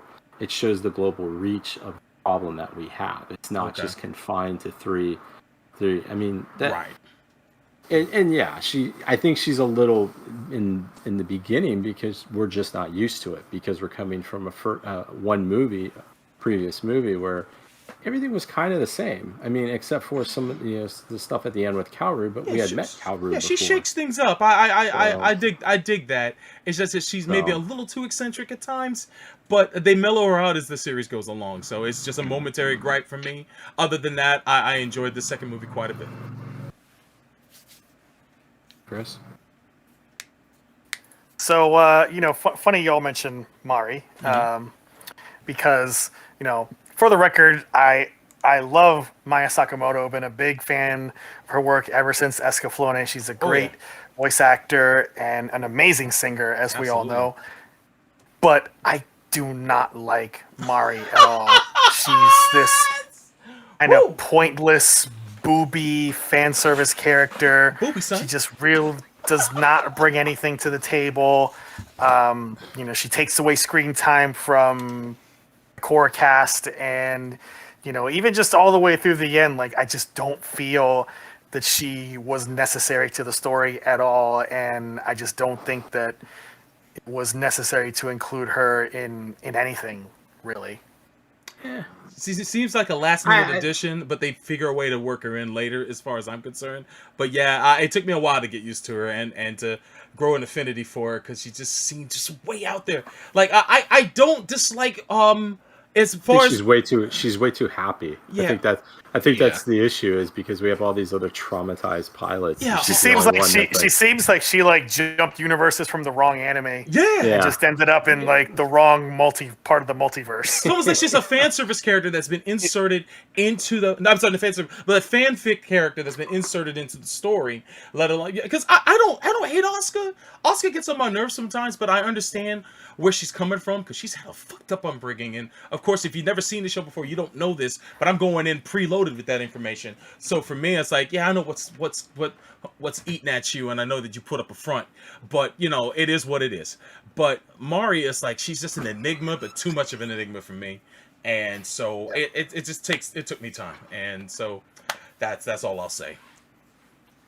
I think overall, just echoing what you all said, this is I think it's a strong movie, and you know, the funny thing is, of course, you know, you get to the end and it's like, wow, this is going very, like, halfway point, like, this is very different from the TV show. Holy shit. And then you see that ending and it's like, oh man, I wonder what's gonna happen. And you know, the preview gives you a sense of a third movie that actually turns out to be very different from what we did get 3 years later, which is Evangelion 3.0, You Cannot Redo. So this movie, we have a time skip of 14 years after Near Third Impact, and we have Asuka and Mari. Did I just drop out? Yeah, you're back now. You're back now. You're good. So we have Asuka and Mari in Earth orbit fighting all these drones and everything to get a container. And said container has Unit 1 with Shinji inside of it. And they take him down to this flying ship called the Wunder, captained by Misato and crewed by her ragtag bunch of rebels. And everyone is incredibly mad at Shinji, but nobody will tell him why. Right. And they put an explosive choker on him and tell him, yeah, don't get into Unit 1 and really just don't do anything at all, you piece of shit. Fuck you, you fucking piece of shit. Plus, you know, lots of dirty looks. And, you know, Asuka's a pirate now with an eye patch, which will become important much later on in the fourth movie. Oh, yeah. So you become Harlock. She's Esmeralda. We have you know, an attack by Nerve, and Shinji sees Rei, and he's very happy to see her, and he ends up going off with her because, you know, no one bothered to explain the situation to him. And then he ends up back at Nerve, which is now just completely ruined and empty, seemingly aside from this version of Rei and Gendo and Fuyutsuki, and it's like, it seems like there's nobody else there at all. Really weird. Like, it's just these two hobos hanging out. You know, they're still carrying out their plan 14 years later. Also, all of the Evangelion pilots have been frozen in age because of the Near Third Impact. So even though everyone else has aged over the course of 14 years, Shinji and Asuka and Mari have not. So Shinji's all alone, and he meets Kaoru, and you know, they start bonding and getting closer. Of course, we have you know, the great scene playing music on the piano. At some point, Fuyutsuki asks Shinji to come play shogi with him and gives him a huge exposition dump explaining like a whole bunch of plot points about you know, his mom and the Evangelion units and who Rei really is and how you know, this Rei is just one of many clones of his mom and not the one that he knew from 14 years ago, because this one is very much like a living doll that only does things when ordered, as Shinji discovers when he brings her stacks of books to read, and she doesn't read them because she wasn't ordered to, so why would she? So eventually, Shinji is told that if he and Kaoru pilot the new Unit 13, which has a tandem cockpit for 2 people, and if they go and get these spears and stab Lilith, that they can undo at impact.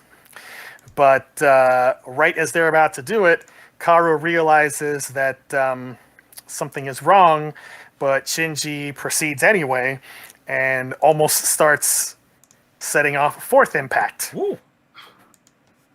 So by this point, Karu, to earn Shinji's trust, has put the choker on himself, and he does stop 4th impact from happening, but the choker goes off and Karu dies, and of course Shinji sees it, and 4th impact is averted for now, but Asuka grabs Shinji and yells at him, and they start marching through the ruins of Tokyo with the current Rei clone, and that's where movie 3 leaves us off. So, Fred, what did you think of 3.0? So, boy, did people hate this movie. Boy, did they. It really, it's a shock that it starts off the way it does, because one, we get that whiplash from that preview from 2.0 that is still canon, by the way, actually, and it's referred to as the blank 14 years as terminology for the fandom. But also this 14-year time skip that also goes into a realm that we didn't think was possible. So like Ava's in space and dealing with man-made angels and manufacture different types of Avas that we see here. So like we don't see the normal. We're used to the Avas being this bipedal kind of humanoid thing, but now we're getting these automaton things that are clearly not even human form and actually are bleeding into this Cthulhu-esque eldritch horror kind of thing going forward. But I think a lot of this movie, it's really trying, you're sympathetic to Shinji again, because he's put in a situation to where they explain later in the next movie where he's just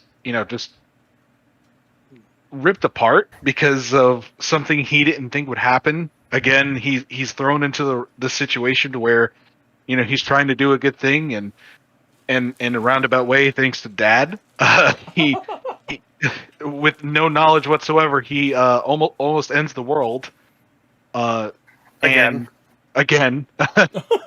And it really goes, the movies with their titles, I think this more so than the other movies, really harkens to, like, how 1.0 is called You Are Not Alone. It refers to, like, yes, you may feel alone, but you truly are not alone. And I think with this movie, the name You Cannot Redo, you can try going again and having another go at it, but you can't redo the past and undo everything that you did before. Yeah. And I think that's the main message of this movie, is that, the goal is to move forward and learn the lessons from your past and kind of just move forward with it. You can't just completely wipe the slate clean and make everybody happy with you again. Yeah. And the whole thing of, the curse of the Ava, with the pilots being trapped in these 14-year-old bodies, it's really kind of a statement to, the fans who are just trapped in this thing of, hey, people who are so obsessed with Ava to where it's kind of consumed them, and they're trapped in kind of idolizing these 14-year-old characters and just not moving on. Instead of learning the lessons from these characters, they're stuck in this situation of like, oh yeah, I love Asuka because she's a bratty redhead or whatever, and not seeing the forest for the trees in a lot of ways. Oh yeah. And I think in a way it's another peg of the traumatized Shinji board, because again he almost ends the world once again. And the batshit insane things that Anno just throws in here, like giant angel battleships, is kind of a cool thing. You see his love for Ultraman and Space Battleship Yamato kind of bleeding into it because, like, oh, hey, wouldn't this be cool? Yes. Let's just have a fleet of flying battleships because why not? Yeah, why not? It's cool.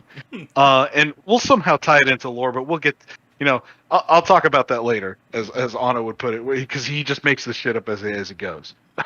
So, yeah, I really had milquetoast feelings about it whenever I first watched it. But I think now in retrospect, we're rewatching when we have the whole picture now, I think this movie actually just is a much better film now that we have the whole, the puzzle is complete in a way.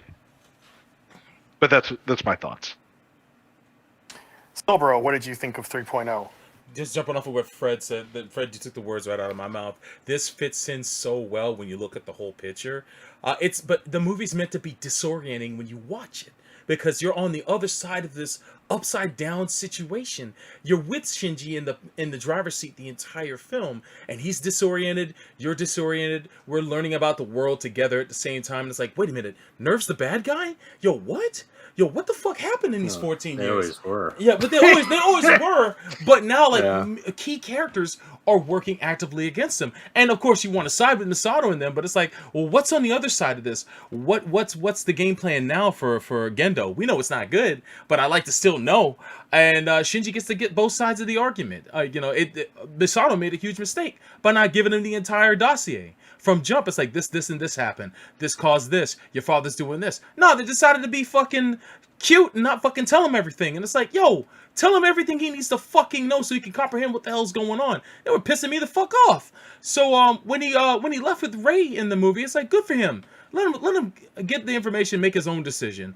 And yeah, he's brokenhearted when he finds out about the Ray he knew, her demise when he meets the doll Ray, which is something that happened in the TV show anyway, just on a more subtle level. But to see it play out in this, and him just completely, his world starts to break down. You can see that he's reaching a breaking point of no return.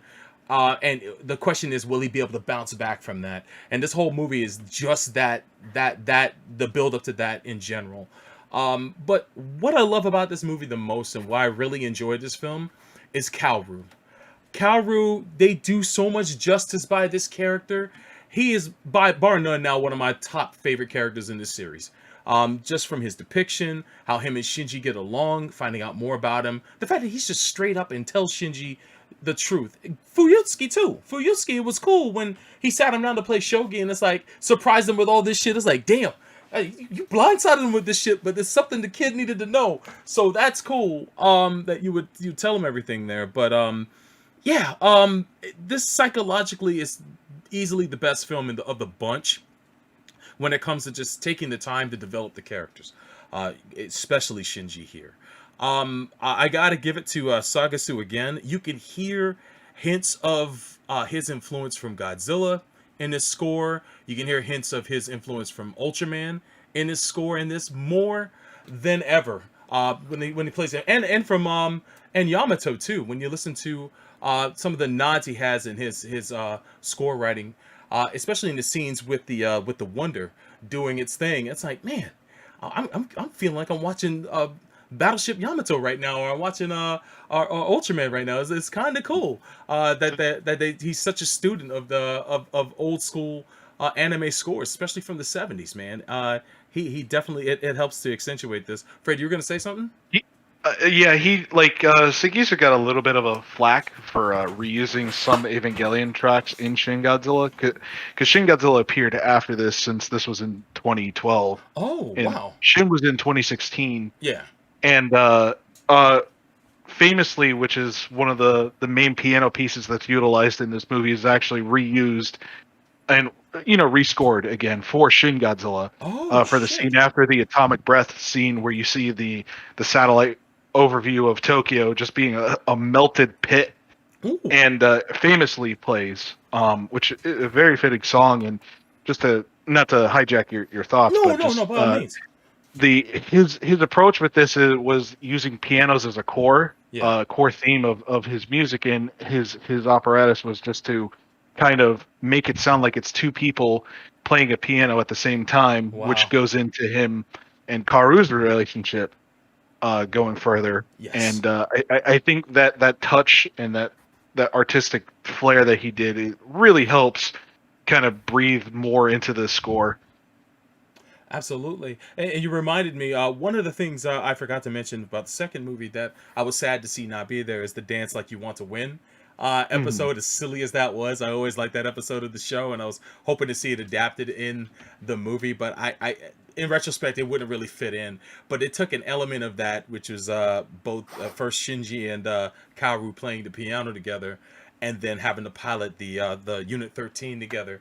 You know, I thought it was a little nice use of synchronicity in this movie. But yeah, man, I can understand how it can blow people's minds and how different it is. If you came here to see a cover version of what you saw on television, you were definitely going to be thrown for a loop, and how they changed Asuka and everybody. But they are definitely suffering from Peter Pan syndrome, right? You know, basically, and it is a reflection on the audience, because a lot of anime fans suffer from that shit too, and metaphorically anyway. So it is a nice reflection of that. Ultimately, I like this movie. I like what it did, and how it sets the stage up for movie 4 even more so. In retrospect, you can see it clearly now that we've all seen the fourth movie. But other than that, I guess the downside is that there's a lot that we didn't get to uncover in this film story-wise, but it only had so much time to tell, so I'll let it slide here. But I really like this movie a lot, and I'll pass it back to you guys. Neo, your thoughts on 3.0? Yeah, I'd always heard that, you know, when it came out, and I remember watching this, I think about a month after it originally came out back in 2012. I always liked this episode, or I always liked this movie, and I knew that there was a lot of flack on it. Yeah, it is a little haphazard. It is kind of jarring, the 14-year time skip, and some of the things that you mentioned with the curse of the Evangelion. I think that's a great metaphor, but I think it does bring a lot of light to Kaoru's character. Who is kind of pivotal in the TV show, but if I remember correctly, he's only in one episode, Yes. right? Yep. Yes. That's it. So, I mean, he's such a pivotal character, and even a popular character, and he doesn't really show up that much in the original show. So, and like Silbro said, I got flashbacks when they do the piano duet. I'm like, oh, this is when Asuka and Shinji were training the synchronicity episode, to battle the angel, which I still think is just a fun episode and one of the stronger ones in the show, in the original show. But it does show, I think one of the weird things is that it shows how this whole thing just kind of falls apart. And this how Nerve, we always knew they were the bad guys. I mean, in the end, it was a minority of people that were doing something that they felt was correct, that they were going to put on everybody else. I mean, if you really think about what Gendo and even Seele are trying to do, it's very selfish, and it's very arrogant of them to believe that everybody wants what they want. And and the fact that they're developing, you're putting all these resources to do these things under the guise of protection for people. And I think it was pretty cool to see Misato and her gang pretty much say, you know what, we've been used just like the children have been used. The kid pilots, we always focused on the kid pilots as being the ones being used for this insidious plot, yet they were too, because they're part of it, and they were doing everything that they could do to prevent from these, basically, Gendo Ikari, this madman just wanting to just destroy everything in the idea, or in the guise of evolution. But I did like the fact that they gave they gave him some screen time instead of just sitting back there always saying yes Gendo, no Gendo, or whatever.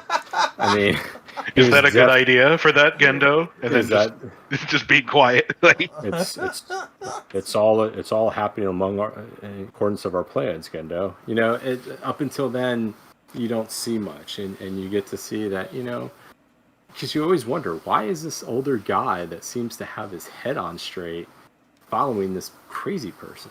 I mean, Gendo is just a crazy person, and you know, he kind of explains it there. So,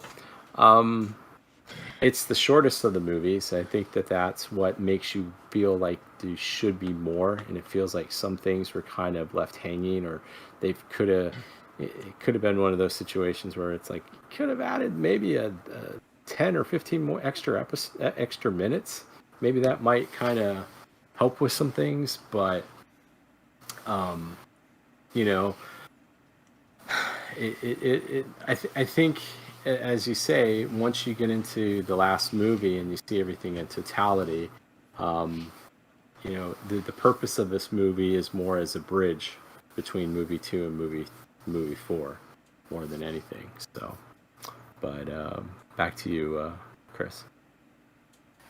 So, 2.0 is a movie that I really did not like much in the first viewing. Not even so much because of the whiplash, but the fact that, you know, the entire plot hinges on characters being stupid to move things along. So, you know, Misato and everyone in Wille, they are awful to Shinji and treat him like shit and don't tell him anything, which is what makes it possible for him to leave, pretty much, go back to Nerve, and then being manipulated by Gendo into piloting Unit 13 and cause Fourth Impact. So if they had just been open with him from the start, maybe none of that would have ever happened. But, you know, one of the running themes of Evangelion, of course, is that people are really lousy at communication in this series. Oh boy. Yeah. And this is no different. But you know, I feel that, yes, the movie does work better in the context of seeing it with 3.0 plus 1.0, but given that they are 9 years apart, it should have worked better on its own, and there really is no excuse for it not doing so. Because it's one thing to say, like, oh, it's meant to be part of a pair of movies, and, like, you know, those pair move back to back over the course of, say, like 2 years, but not when it's over the span of nearly a decade. Yeah, it's just not acceptable. So I really fault the movie still in that respect for not standing better on its own and really needing the fourth movie to kind of help clean up the mess a little bit. Yeah. That's not to say it's a bad movie. I think that the relationship of Shinji and Kaoru is really the strength of this movie, and that Kaoru definitely gets to have much more meat as a character in this movie than he did in just the one episode of the show that he was in. So all of that stuff is great, but you know, the old crew, like, they're really just all annoying, especially Misato, because it's like she's so mad at Shinji, and it spends the first 2 minutes of the movie just yelling at him. It's like, you were literally there cheering him on when he was causing Third Impact, telling him to do what he wanted to fulfill his own wishes. You were cheering him on, and now you're shitting on him doing what you told him to do. Exactly. Yeah. It's a little strange. The hypocrisy is astounding. Yeah. And that comes in somebody, I think in movie 4, somebody brings that up to her. Like, you were basically cheering this guy on. Now you're saying don't do it. So yeah. I think I think what they hid from us in movie 4, not hid from us, but what we didn't learn until movie 4 is that her worldview probably changed because of one major thing. From the point where she was cheering him on to the point that she's reunited with Shinji, something significant happened to her. So but he doesn't know that. Yeah, he doesn't know that, and so there's a lot he doesn't know going into this. So it's definitely alienating to say the least. Go ahead. I'm sorry. It just goes down to what Chris says, that throughout the one constant theme throughout the original run of the show and the rebuild is everybody cannot communicate with each other properly. Oh boy, it doesn't matter who it is. Real talk, real ass talk. You know, and the like Chris stated, the way that they drove Shinji away. When you tell somebody not to do something, but you don't give them a reason, that it makes it more apt just to go ahead and say, you know what, I've been told them not to do this. I'm going to see why I shouldn't do it because nobody will tell me why not to do it. So it must not be that bad, right? But yeah, if only they had GN Naked Space in Evangelion, right? Pretty much. I mean, they have Naked Space, but it's more like Naked Reality, and it's really just one character. We'll get there. To a third impact, but yeah. I mean, if anything, like even if this is a bad movie, the main good thing that came out of it is we got Shin Godzilla, and that's all I care about. Well, I wouldn't say it's a. I mean, I think of the 4 movies, it might be the weakest in terms of story, but I mean, in terms of an anime movie, it's not that bad. We've seen worse. So I mean, it's not a bad movie, but it is definitely the weakest out of the 4. Because it just doesn't have enough meat on the bones. You have characters just acting weird and stupid, and you know, a little bit too low on the exposition side. Not that I want to be drowned and overwhelmed with exposition, but like there's just it's fine to start the viewers off with a sense of whiplash of not understanding what's going on, but like having that go on for an hour and a half is just kind of overdoing it. If there was ever a point that we needed TV Ritsuko, this is the point, right? Because that was her sole purpose of the TV show, was the quick exposition dump that we got. So yeah, but yeah. So we close out the series with this year's release of Evangelion 3.0 plus 1.0, Thrice Upon a Time, which picks up immediately after the previous movie.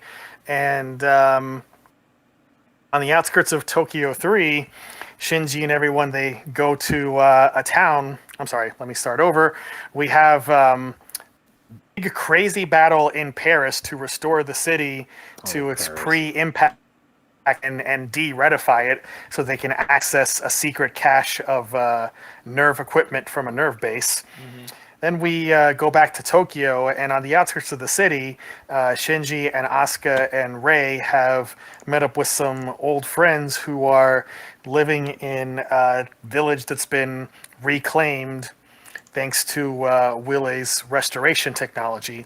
So, pretty much the first hour of this movie is Shinji decompressing and recovering from the trauma that he feels from seeing Kaoru die at the previous movie. And we also see Rei's journey of self-discovery, which ends with her, finding fulfillment outside of following orders, but unfortunately turning into goo because her body can't sustain itself without contact from LCO. So after this respite, where we see Kensuke and Toji all grown up and married and having moved on with their lives and trying to make a go of surviving in this horrible world, we have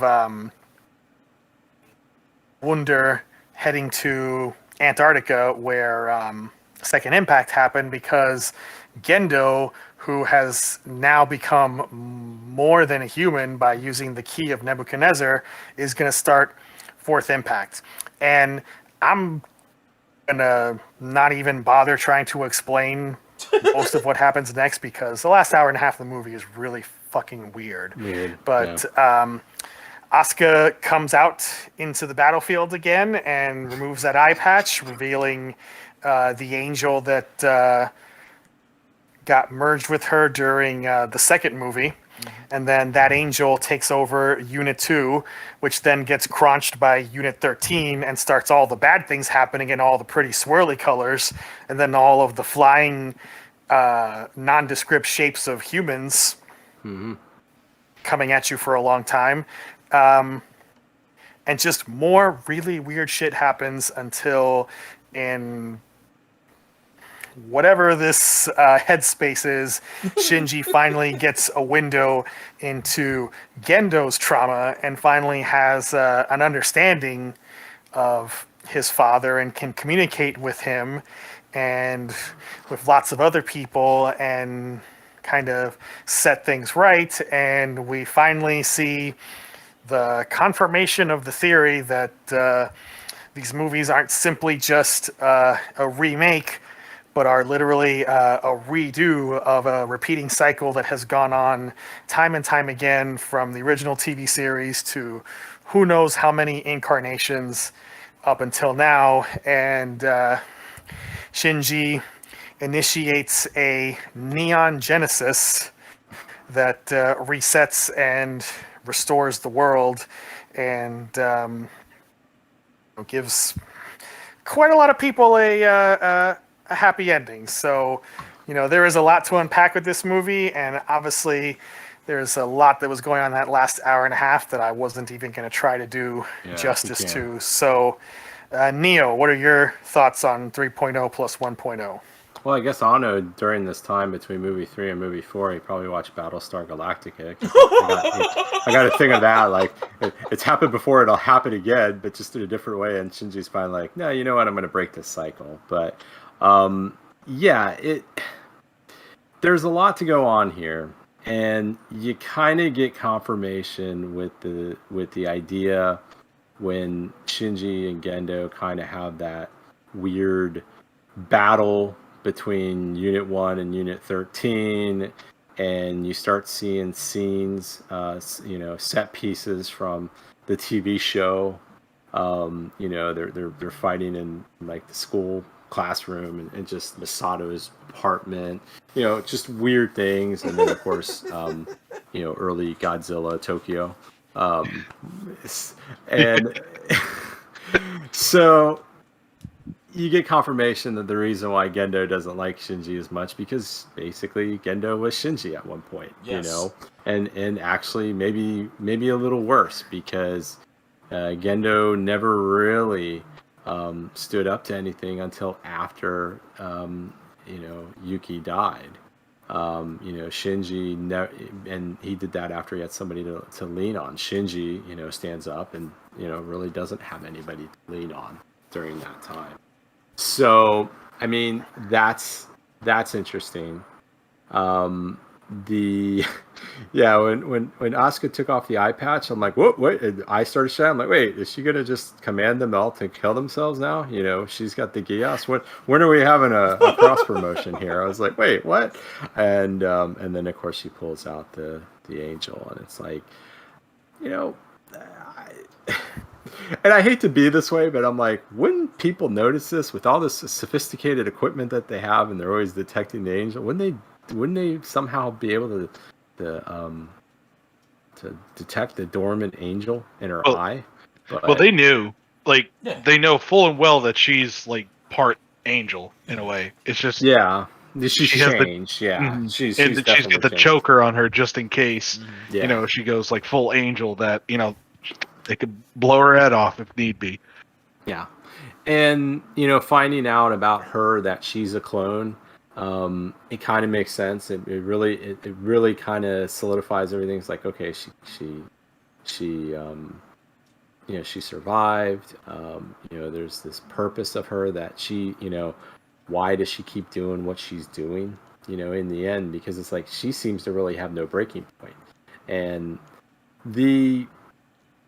I don't know about you guys, but I actually do like the village portion. Oh yeah, absolutely. I think it's the best part of and I think in a lot of ways, no doubt, without it, this movie is just a bunch of pretty colors and things that just kind of show up and all that, because the fact that we really get to see the aftermath, and we start seeing oh God, what do they call it? Like when they had the the subway cars. They're stuck. They're covered in red and they're like floating in the air. And then they start having the, what was it? The wanderers, the headless Avas that just kind of start walking up and you know they have a device that kind of keeps these things away, and they look suspiciously like the thing that Asuka pulls out of her eye. Yep. So it's very interesting. Now, the other part of me goes, okay, well, if everything fell apart like this, why are they still able to have some of this advanced technology? And you know, the part where they show the port, I'm like, well, things are bad, but it can't be that bad. It looks like things are kind of returning to normal, but you know, it really kind of helps. It really kind of shows, and I think it kind of puts some things in perspective. And I think without that, Shinji doesn't choose the path that he chooses.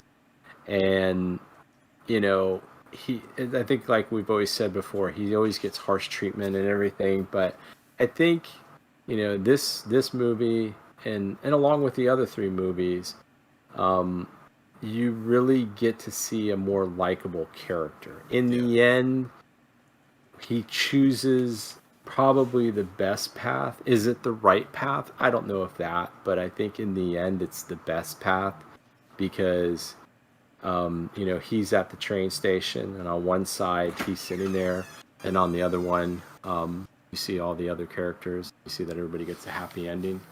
So I got to step in here. I was going to say this during my part, but you know, I saw lots of people complaining about the first hour being so slow and whatnot. Oh my and God! And it's like boring and you know, it is literally the best part of the movie because you know, if you look at the totality of these movies, the three movies up to now, Shinji has just been thrown in one stressful situation after another, one trauma after another, and never given a moment of respite. And this like sort of like mini Ghibli slice of life movie within a movie gives him first opportunity ever in this movie series to just be a normal kid, but to also deal with all of the trauma that he's gone through and process it and grow from it. So like how, you know, given also that he gets sidelined for the next like hour while all this crazy stuff is happening, like how could you not have had this opening hour to set up everything that he does once he gets off the bench late in the movie? Absolutely. Yeah, the village sequence, I've seen some complaints about it, but as far as I'm concerned, the village half, that first hour, that's really the heart of this movie. Is you know, seeing these interactions and seeing people picking up the pieces and trying to regain this sense of normalcy again, despite you know how the world has changed.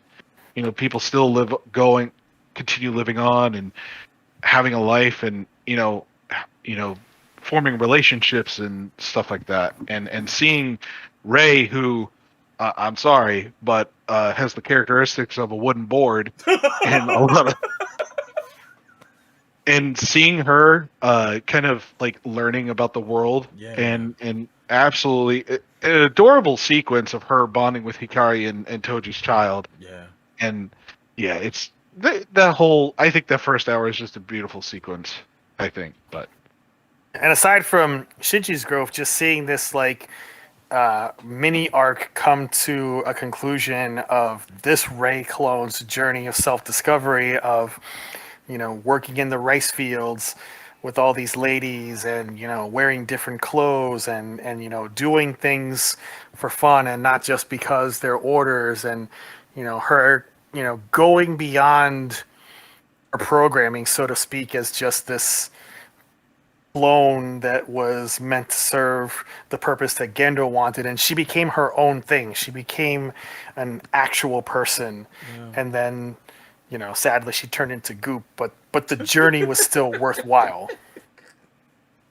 and her life mattered for, you know, as short as it was. You know, she mattered to people and had an impact on people, and you know, seeing everyone come back, you know, grown up like Toji and Kensuke and everything, it kind of just helps drive the message that, you know, even as fucked up as everything can seem, that, you know, life goes on and you adapt as best as you can and you make the best of what you have, even when you've been dealt a really shitty hand. Absolutely. Because at this point, it's like, you know, why would anyone want to live in this world? I would have offed myself a long time ago, honestly. Like, there's just no upside to trying to live in this world. Woo. Shows how much resolve the people have. Yeah. So, I think that village sequence really just is absolutely essential, and the movie would just be really bad without it. It's the heart of the film, easily. And when it comes down to it, Shinji needs to have a point of recovery because he's just devastated by the end of the third film. So it serves a great purpose as for him to reconnect with himself. The whole race storyline was just, it stole my heart, man.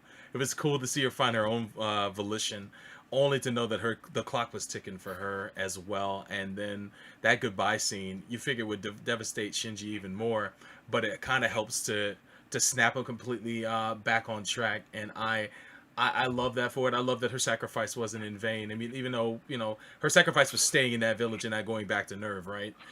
So basically, she wanted to live under her own will and not have to, you know, take orders. And you just love to see it, but you don't love to see what her end is. But at least the movie preps you for it. But then you got Asuka, who, you know, also kind of starts to soften up too. And then Shinji, man, he makes the best transformation, man. He gets his shit together. Kensuke is probably the MVP of this film, though. There you go. That's my man. That motherfucker, he shows up. And him and Toji, man, I was misty when I saw him, because it's like, I missed you, fellas. I'm so glad you're still alive. And then Kensuke's just dropping gems every scene he's in. Telling Shinji, yo, you better talk to your dad before it's too late. I missed my chance. Best do it. He's patting Asuka on the head in some meta space behind the sets. He is just like, he's just there, man. He's teaching Shinji how to contribute to the village and all that shit. I love this man. I've loved him since 1995, and they just completely make his character a fantastic character. Even though he's a bit player, love that motherfucker, man. I'm so glad he's in this movie. But yeah, man, this movie it's my favorite of the four. I gotta say that when it comes down to it, I know that Ano eventually likes to do this thing where he goes behind the sets and kind of breaks the fourth wall. And I was just sitting there waiting for it. It's like, when is he gonna do it? Oh, here it is. Here we go. But it's always fun when he does it, because he comes from a filmmaking background, so you know you can see him flex a little bit of that in this. And then to find out that this whole thing has been looping and repeating, and you know, there's been multiple iterations of this whole cycle, and to find out that this might be the way to break that cycle is so fantastic. Shinji just becomes the man towards the end. And my favorite part of all of this is him having the one-on-one with his dad, when he realizes that you're not going to win this through violence. You got to win this through dialogue and through through negotiations. And you got to figure out what makes him tick, and to find out that they are reflections of themselves, that the sins of the father definitely visited the child. Although Shinji has a lot of his mom in him too, but you can see all the fucking antisocial fucking habits that Shinji has reflected tenfold in Gendo. And Gendo's like damn near a sociopath if he's not already. But, you know, there's at least a sliver of humanity to him, and you can see that he has regret. And that, to me, is like the best moment of this whole thing for me, is that he regrets how he treated his son. You know, ultimately, he was just not a pawn to be played. This is my son. This is the token that my wife left for me, and I squandered him, and I squandered my relationship with him for what? For a chance of just being with her for just one more moment? You know, granted, it would set the world right, and ultimately that's what happened. But still, he had a realization of how fucked up he was, and the mistakes he made, and that Shinji became a better man for realizing that and moving forward. Fucking so good. You could see Ano's state of mind from going from all the criticism he got from the original series to the criticism he got for the third movie. Man, I remember, Fred, you told me he got shellacked for the third movie, right? Yeah, he almost to the level of the reception he got from the ending of the TV show. Yeah, man. Where he was lambasted constantly, and he got depressed again after 3.0. Damn. And what do you know? The thing that brought him out of depression was doing Shin Godzilla. Man. Thank God for them giant kaijus, boy. Yep. Good shit. Good shit. And it brought him back on track, and eventually we got this movie, and you can see he's in a better place. It's like when Tomino made a turn. You can definitely see that Ano made a turn, and it's for the better, and I think this is some of his best storytelling yet. Let me not wax on too much, because I know we're low on time, but I absolutely love this movie. It was fantastic. I don't really have much negative to say about it at all. Right, I lost track of who hasn't gone yet. Fred. So Fred hasn't gone. Yeah. All right, Fred, hit us up. Yep. So when I say that I wept watching this movie, I cried like a baby at multiple points, and I am not afraid to say that, because this, if anything, this is for me watching this movie. It was the end of Eva. Like, this is the end of the franchise in a lot of ways, and I'm happy how it did. And you could see Ano is just him as an auteur, just moving on and moving past the show, and it's the message to, the diehards, like, you can't keep repeating the same cycle over and over and over again. You have to move on. You can still admire this piece of art in this fiction, but being obsessed with it for years and not taking the lessons that Ano put in there to become a better person, it's counterproductive. And this is you have to move forward as an adult. And seeing Shinji literally become a man in this movie was one of the it was one of the most uplifting things, I think, in this movie, because not just in his acting, Megumi Ogata's acting, voicing Shinji again, but just the way he's drawn, like in the subway sequence when he's talking to Gendo. I mean, he, instead of looking like a 14-year-old, you see him just like looking more like an adult. Hell yeah. And him accepting loss, and when Misato makes her sacrifice and stuff, and instead of just weeping like he did in End of Eva, he's like, thank you for the gift that you give me, and I'll cherish this moment, the moments that I had with you. It like him and Gendo acknowledging, like, you've become a man now, I think is one of the most uplifting things about this movie. And the ending sequence when they are talking about, like, going through the Golgotha object, and how we're talking about fourth dimension space and transcending reality and fiction and the real Evangelion, or the final Evangelion. There's a lot, like, we could go on for hours about explaining this, but honestly, at the heart of this movie is just learning to, move forward and pick up the pieces, and, just become a better person from the lessons that you've learned previously. And we didn't get a chance to mention it, but Hikaru Utada, who did the theme songs for all four of these movies, there's a line in this movie's theme song, which is called "One Last Kiss," is I love you more than you ever know. And I think that kind of represents a lot of what the fans is like. We love this show more than, like, even Otto can understand. As much as he has negative feelings to it, this show means a lot to fans, and I think this was a beautiful send off. It's the happiest ending Ava could ever have. I think so. Pretty much. I'm right there with you. So, I would agree with everything you all have said. Overall, this is probably the best movie in the series. And yeah, is the last hour really wacky in terms of, like, just really crazy things happening? Absolutely. Is it hard to follow? Yeah, kind of. Does that detract from my enjoyment of the movie? Absolutely not. Because this movie really is the encapsulation of not just Shinji's journey, but also Ano's, and working through all of the depression that he's experienced over the decades, and it's an earned happy ending because Evangelion was never supposed to be like a grim, dark edgelord kind of story, and it just took Anno time to get through this journey himself and learn the message that he wanted to tell all the rest of us.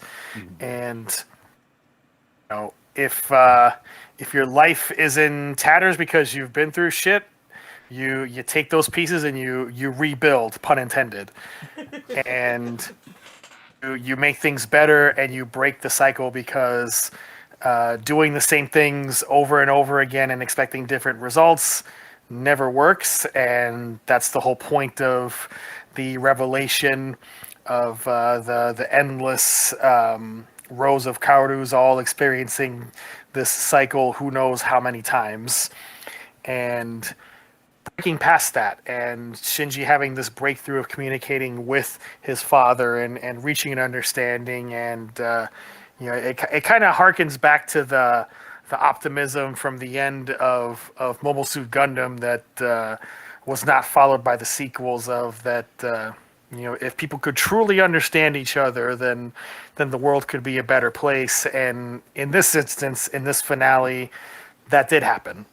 Yeah, pretty much. So it's as good an ending as anyone could have ever hoped for, given the very long amount of time that passed between the making of these movies and Anno's depression and COVID, and it's a very fitting end to the journey. And if you're not satisfied with it, sorry. I guess pretty much. Yeah. Maybe watch it again at some point and try to have a fresh perspective and try to see it with some different eyes. But or maybe realize that you've grown past it, because sometimes when you don't understand anything anymore, maybe it's not your thing anymore. So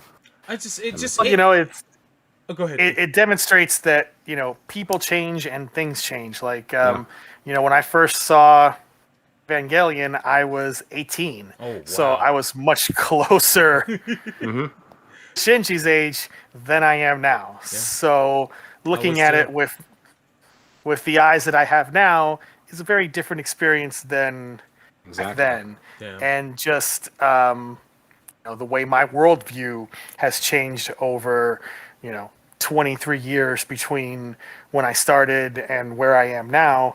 Obviously that impacts my experience viewing it. So and having this series in your life for like almost 30 years at this point, like it's been quite a journey. Like all the things that we've experienced in life since being exposed to this show, but having these characters in our minds since the mid 90s, and then seeing how this last movie caps it all off, and it's almost freeing to the sense. It's like, I'm so glad things ended well, because it's rarely where you get this dramatic of a series and it ends this nicely for the characters, at least for most of them. Some of them did sacrifice themselves, like Misato. Oh, I love Misato. I'm so sorry. But you know what? She went out like a G, and that's what's up. Like a absolute captain. Woo, like a captain. But yeah, man, just to see this journey come to an end in such a nice, neat way with a bow on it, and that Anno is so much better on the other side. I'm looking forward to his upcoming projects, and I'm glad he got to revisit this and give us one last ride that was so fantastic. Props to you, sir, and props to the voice actors too. The Seiyu and the American voice actors. It was cool to hear a lot of the original voice actors come back to reprise their roles. Spike Spencer, Amanda Wynn Lee, Tiffany Grant, and my favorite Allison Keith. All coming back to reprise their roles, man, and you guys murdered it. Plus the new voices too. I love you guys. I've been listening to you for years. It was cool to experience you guys one last time playing these roles, and I'm glad you guys had the chance to revisit these characters too. So if I have just one closing comment, a little flyby by the Straight Talk Express, which, as it turns out, is actually secretly the 5th Nerve battleship. Nice. Oh, okay. Nice. You guys didn't know, but like that's what's been going on this whole time. We call it the blunder. Wow. So on the subject of the TV series and the original movies, which, as we know, are getting a domestic Blu-ray release finally, Nice. very soon. And y'all just stop complaining about Fly Me to the Moon not being on there. Like, this is the most unimportant thing in the whole damn world. Can you all just stop being such awful anime fans, whining about every little thing? Like, it just ain't gonna happen. Ain't gonna pay all this money to license that damn song now, being so expensive. Oh no. But all the whining, I'm not gonna buy an incomplete product. Oh, it's censored. It's incomplete. It's cut. It's like, oh my god. Like, Hey, I got my signature series DVDs. I'm good. It's all if you got that, great. But it's like, come on, folks. Like, Of all the things to worry about. I know. you can't always get what you want. And I say this as someone that, I'm still salty, I'll admit, 17 years later about the Zeta Gundam music situation, Me but too. I can't do anything about it. Me being mad about it ain't going to change it. Nope. So, why complain? It was the L we had to hold back then. Just shut up and buy it or don't buy it. I get both. Don't use that as the excuse not to buy it. If you're not going to buy it, just don't buy it. Yeah. So what? I get both sides of the argument because I think Fly Me to the Moon it's a part of in a lot of ways, and you guys might disagree with me, but it really is a part of the show's identity in a way. I mean, a lot of people identify Fly Me to the Moon as the Ava song. Oh yeah. And it does suck. And But it isn't. I mean, the fact that you literally have people who unironically thought that Frank Sinatra was covering that Evangelion song. Are you serious? Yeah, I've encountered that before.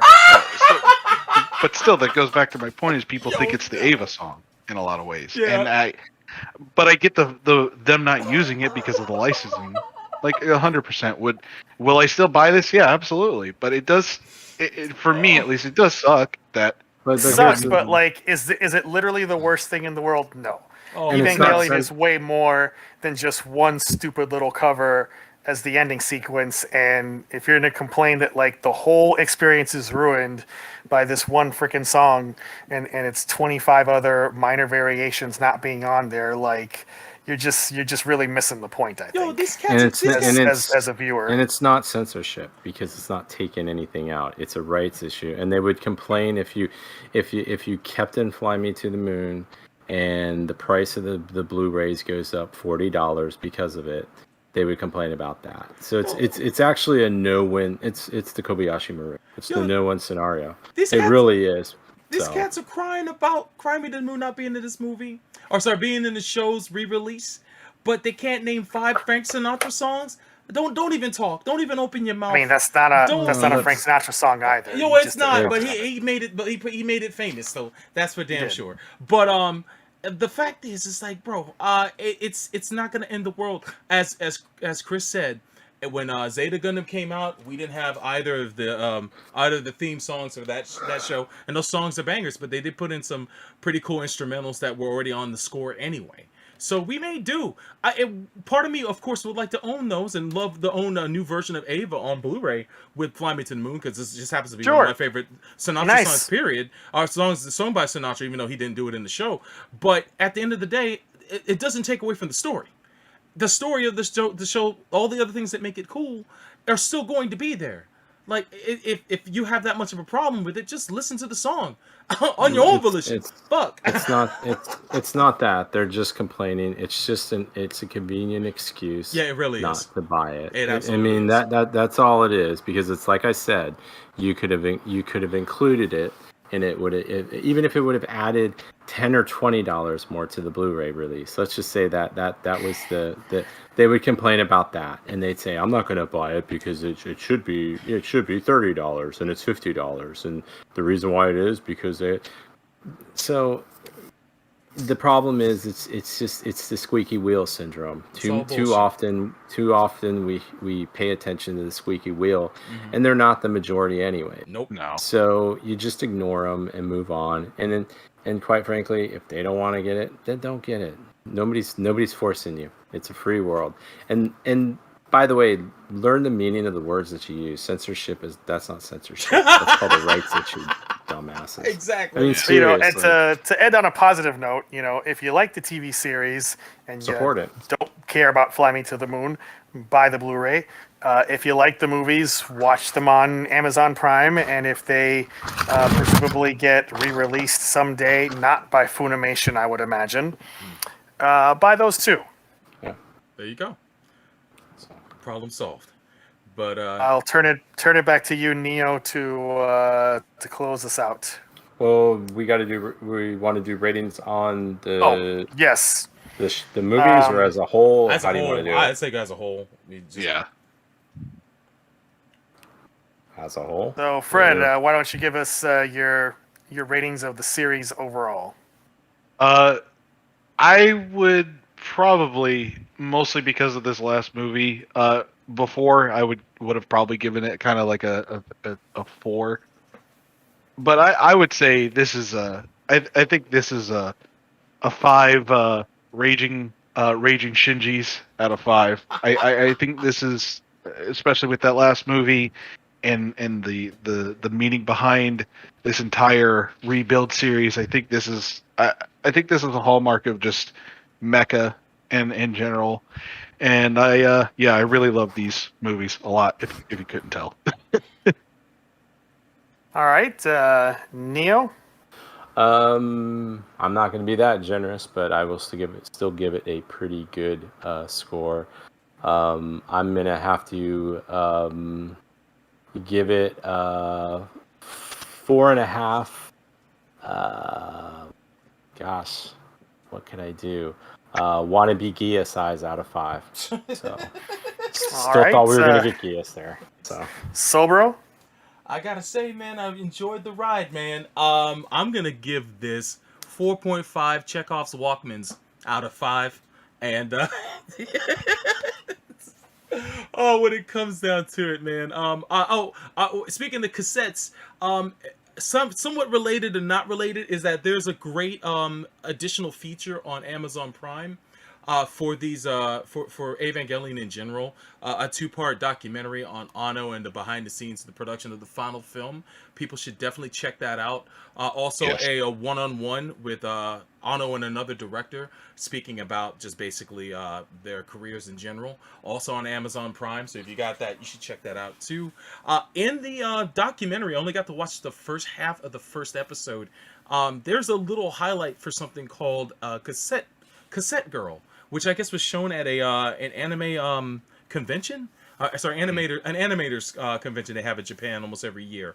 It's a short. You can find it on YouTube. It's animated by the same studio that did these movies as well. It's pretty cool, man. It's a lot of love to like VHSs and beta tape. And if you've seen the Taco no video, there's a huge love letter to that as well in that video. So find it on YouTube. It's called Cassette Girl. You might like it. It's animated super nice. So it's about 7 minutes long.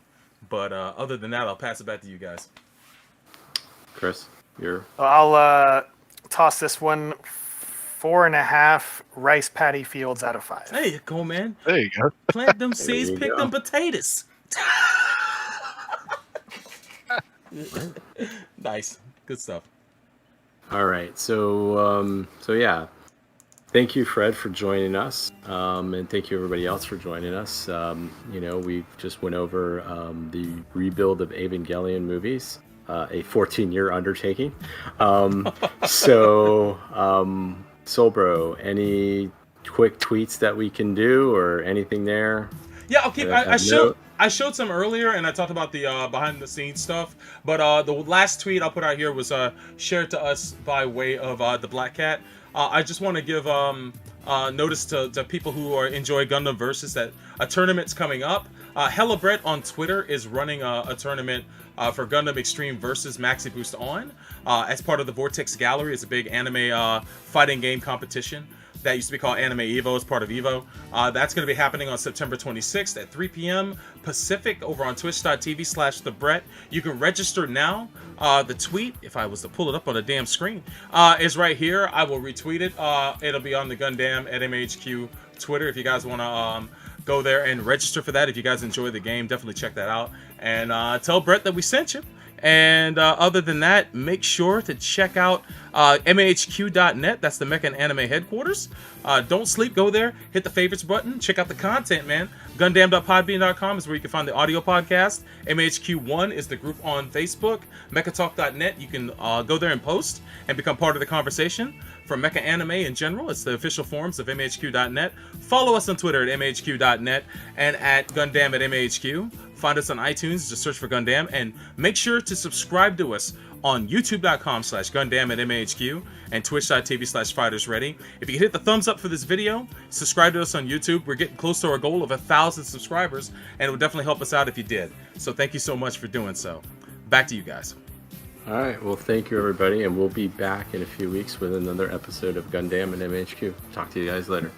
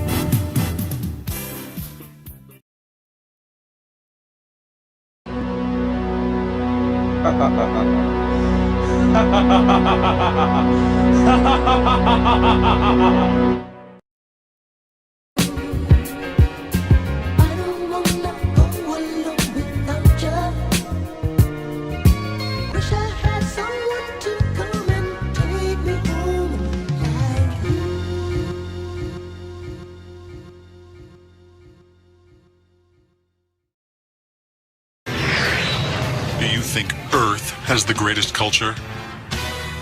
Bullshit. Stop thinking you know anything about culture. You don't even know the meaning.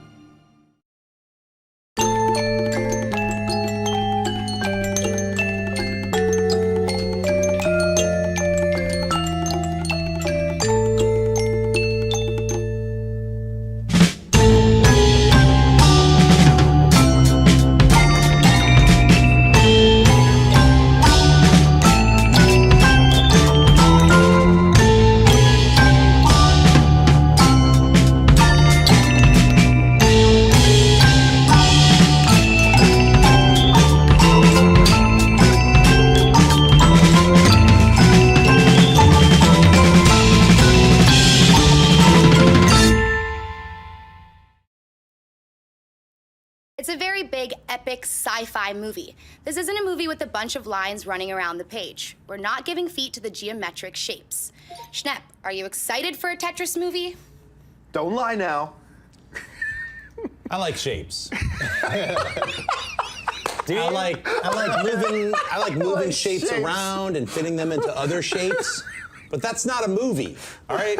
This is idiotic. We reached a new low where we have some executive explaining, we're not putting feet on the shapes, but it's shapes. It's like, come up with another, why even Tetris? Philbix, Gromlower, Scrimbix. There's a brand new title. You don't have to pay for the IP. Hey, I'm sorry, I'm adapting a brand new movie. It's called Breakout. It's about some dudes in a rainbow prison.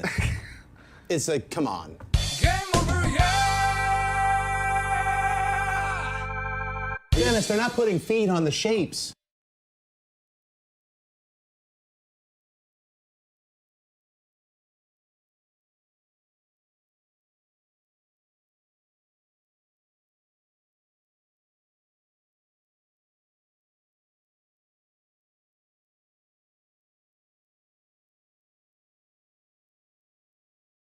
You will see the tears of time.